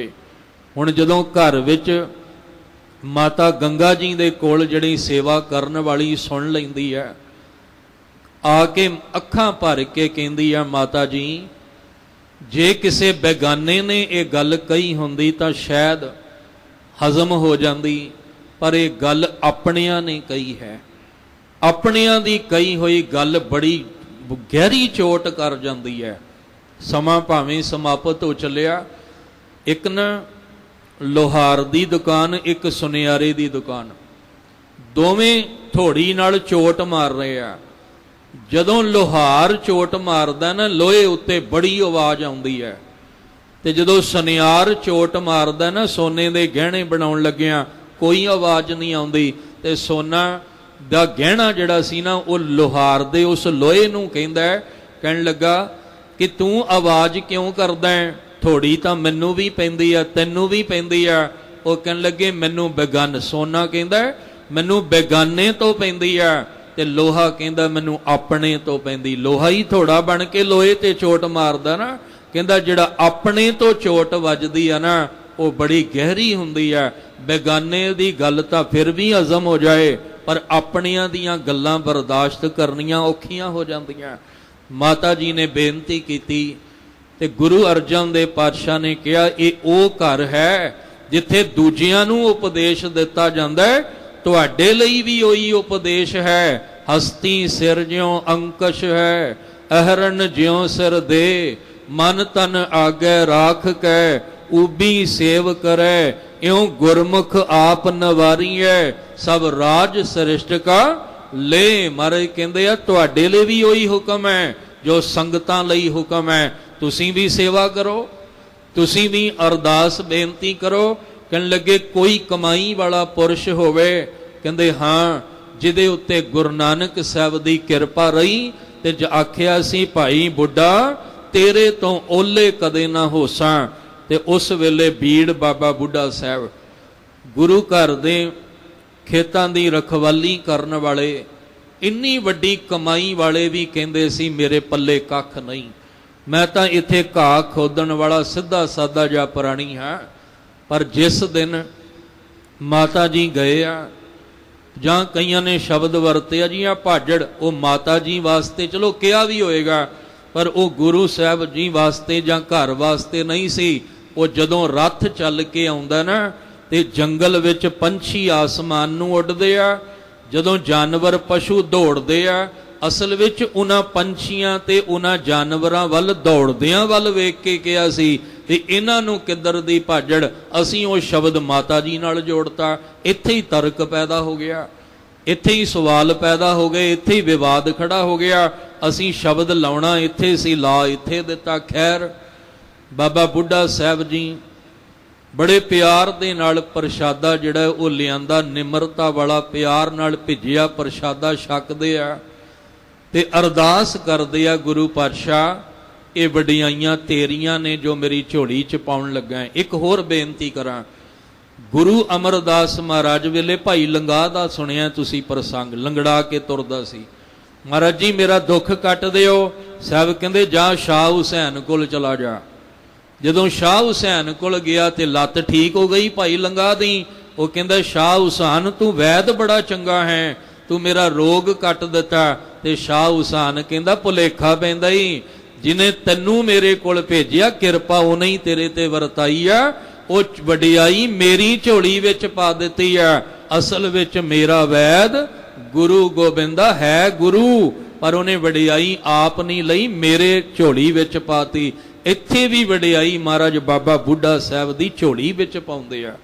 ਸਤਿਗੁਰੂ ਮਹਾਰਾਜ ਅੱਗੇ ਅਰਦਾਸ ਕੀਤੀ, ਇੱਕ ਮਨ ਇੱਕ ਚਿੱਤ ਭਾਵਨਾ ਨਾਲ ਕੀਤੀ ਅਰਦਾਸ। ਤੇ ਫਿਰ ਬੇਨਤੀ ਕਰਾਂ ਕਿਉਂ, ਕਿਉਂਕਿ ਪ੍ਰਿਥੀ ਚੰਦ ਤੇ ਕਰਮੋਂ ਅਰਦਾਸ ਕਰਦੇ ਆ, ਇਹਨਾਂ ਦੇ ਘਰ ਔਲਾਦ ਨਾ ਹੋਵੇ, ਪਰ ਬਾਬਾ ਬੁੱਢਾ ਜੀ ਕਮਾਈ ਵਾਲਾ ਅਰਦਾਸ ਕਰਦਾ ਹੈ ਕਿ ਗੁਰੂ ਸਾਹਿਬ ਤਰੁੱਠ ਜਾਇਓ, ਗੁੱਜੀ ਛੰਨੀ ਨਾਹੀ ਬਾਤ, ਗੁਰੂ ਨਾਨਕ ਤੁਠਾ ਕੀਨੀ ਦਾਤ। ਫਿਰ ਇੱਕ ਦਿਨ ਐਸੀ ਕਿਰਪਾ ਹੋ ਗਈ, ਉਹ ਬੋਲੇ ਹੋਏ ਬੋਲ ਸੱਤ ਹੁੰਦੇ ਆ। ਤੇ ਅੱਜ ਦੇ ਦਿਨ ਗੁਰੂ ਕੀ ਵਡਾਲੀ ਗੁਰੂ ਹਰਗੋਬਿੰਦ ਸਾਹਿਬ ਸੱਚੇ ਪਾਤਸ਼ਾਹ ਜੀ ਦਾ ਪ੍ਰਕਾਸ਼ ਹੁੰਦਾ ਹੈ।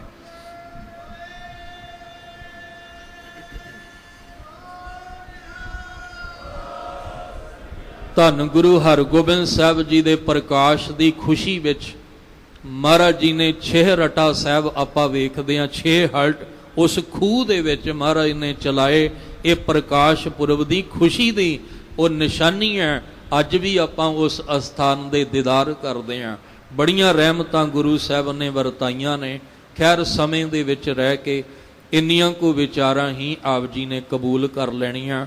ਸਤਿਗੁਰੂ ਮਹਾਰਾਜ ਅੱਗੇ ਬੇਨਤੀਆਂ ਕਰੋ, ਸੱਚੇ ਪਾਤਸ਼ਾਹ ਸਾਡਾ ਮਨ ਤੁਹਾਨੂੰ ਹਰ ਵੇਲੇ ਧਿਆਉਂਦਾ ਰਹੇ ਤੇ ਤੁਹਾਡੀ ਕਿਰਪਾ ਨਾਲ ਉਸ ਮਾਲਕ ਦੀਆਂ ਖੁਸ਼ੀਆਂ ਸਾਡੀ ਝੋਲੀ 'ਚ ਪੈਣ ਤੇ ਸਾਡੇ ਦੁੱਖ ਜਿਹੜੇ ਆ ਉਹ ਕੱਟੇ ਜਾਣ, ਜਿਹਦੇ ਨਾਲ ਲੋਕ ਸੁਖੀਏ ਪਰਲੋਕ ਸੁਹੇਲੇ, ਨਾਨਕ ਹਰ ਪ੍ਰਭ ਆਪੇ ਮੇਲੇ ਵਾਲਾ ਜੀਵਨ ਬਣ ਸਕੇ। ਆਪ ਸਮੁੱਚੀ ਸੰਗਤ ਨੂੰ ਗੁਰਦੁਆਰਾ ਦੂਖ ਨਿਵਾਰਨ ਸਾਹਿਬ ਸਮੁੱਚੀ ਪ੍ਰਬੰਧਕ ਕਮੇਟੀ ਵੱਲੋਂ ਮੀਰੀ ਪੀਰੀ ਦੇ ਮਾਲਕ ਗੁਰੂ ਹਰਗੋਬਿੰਦ ਸਾਹਿਬ ਦੇ ਪਾਵਨ ਪੁਰਬ ਦੀਆਂ ਬਹੁਤ ਬਹੁਤ ਆਪ ਜੀ ਨੂੰ ਵਧਾਈਆਂ। ਮੀਰੀ ਪੀਰੀ ਨਾਲ ਬਾਣੇ ਬਾਣੀ ਨਾਲ ਜੁੜ ਕੇ ਆਪਣਾ ਜੀਵਨ ਸਫਲਾ ਕਰੀਏ। ਅੱਜ ਦੀ ਵਿਚਾਰ ਕਰਦਿਆਂ ਬੇਅੰਤ ਭੁੱਲਾਂ ਹੋਈਆਂ, ਸਤਿਗੁਰੂ ਬਖਸ਼ ਦੇਣ। ਗੁਰੂ ਅਰਜਨ ਦੇਵ ਮਹਾਰਾਜ ਜੀ ਦੇ ਪਾਵਨ ਬਚਨ ਆਪਣੇ ਹਿਰਦੇ ਵਿੱਚ ਵਸਾ ਲਈਏ ਜੀ। ਪ੍ਰਭ ਬਿਨ ਦੂਜਾ ਕੋ ਨਹੀਂ, ਨਾਨਕ ਕੀ ਅਰਦਾਸ। ਆਸਾੜ ਸੁਹੰਦਾ ਤਿਸ ਲੱਗੈ, ਜਿਸ ਮਨ ਹਰ ਚਰਨ ਨਿਵਾਸ।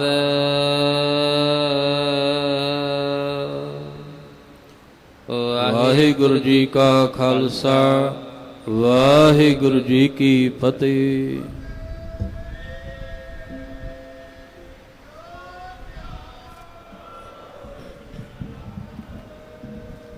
ਰਾਮ ਕਲੀ ਮਹੱਲਾ ਤੀਜਾ।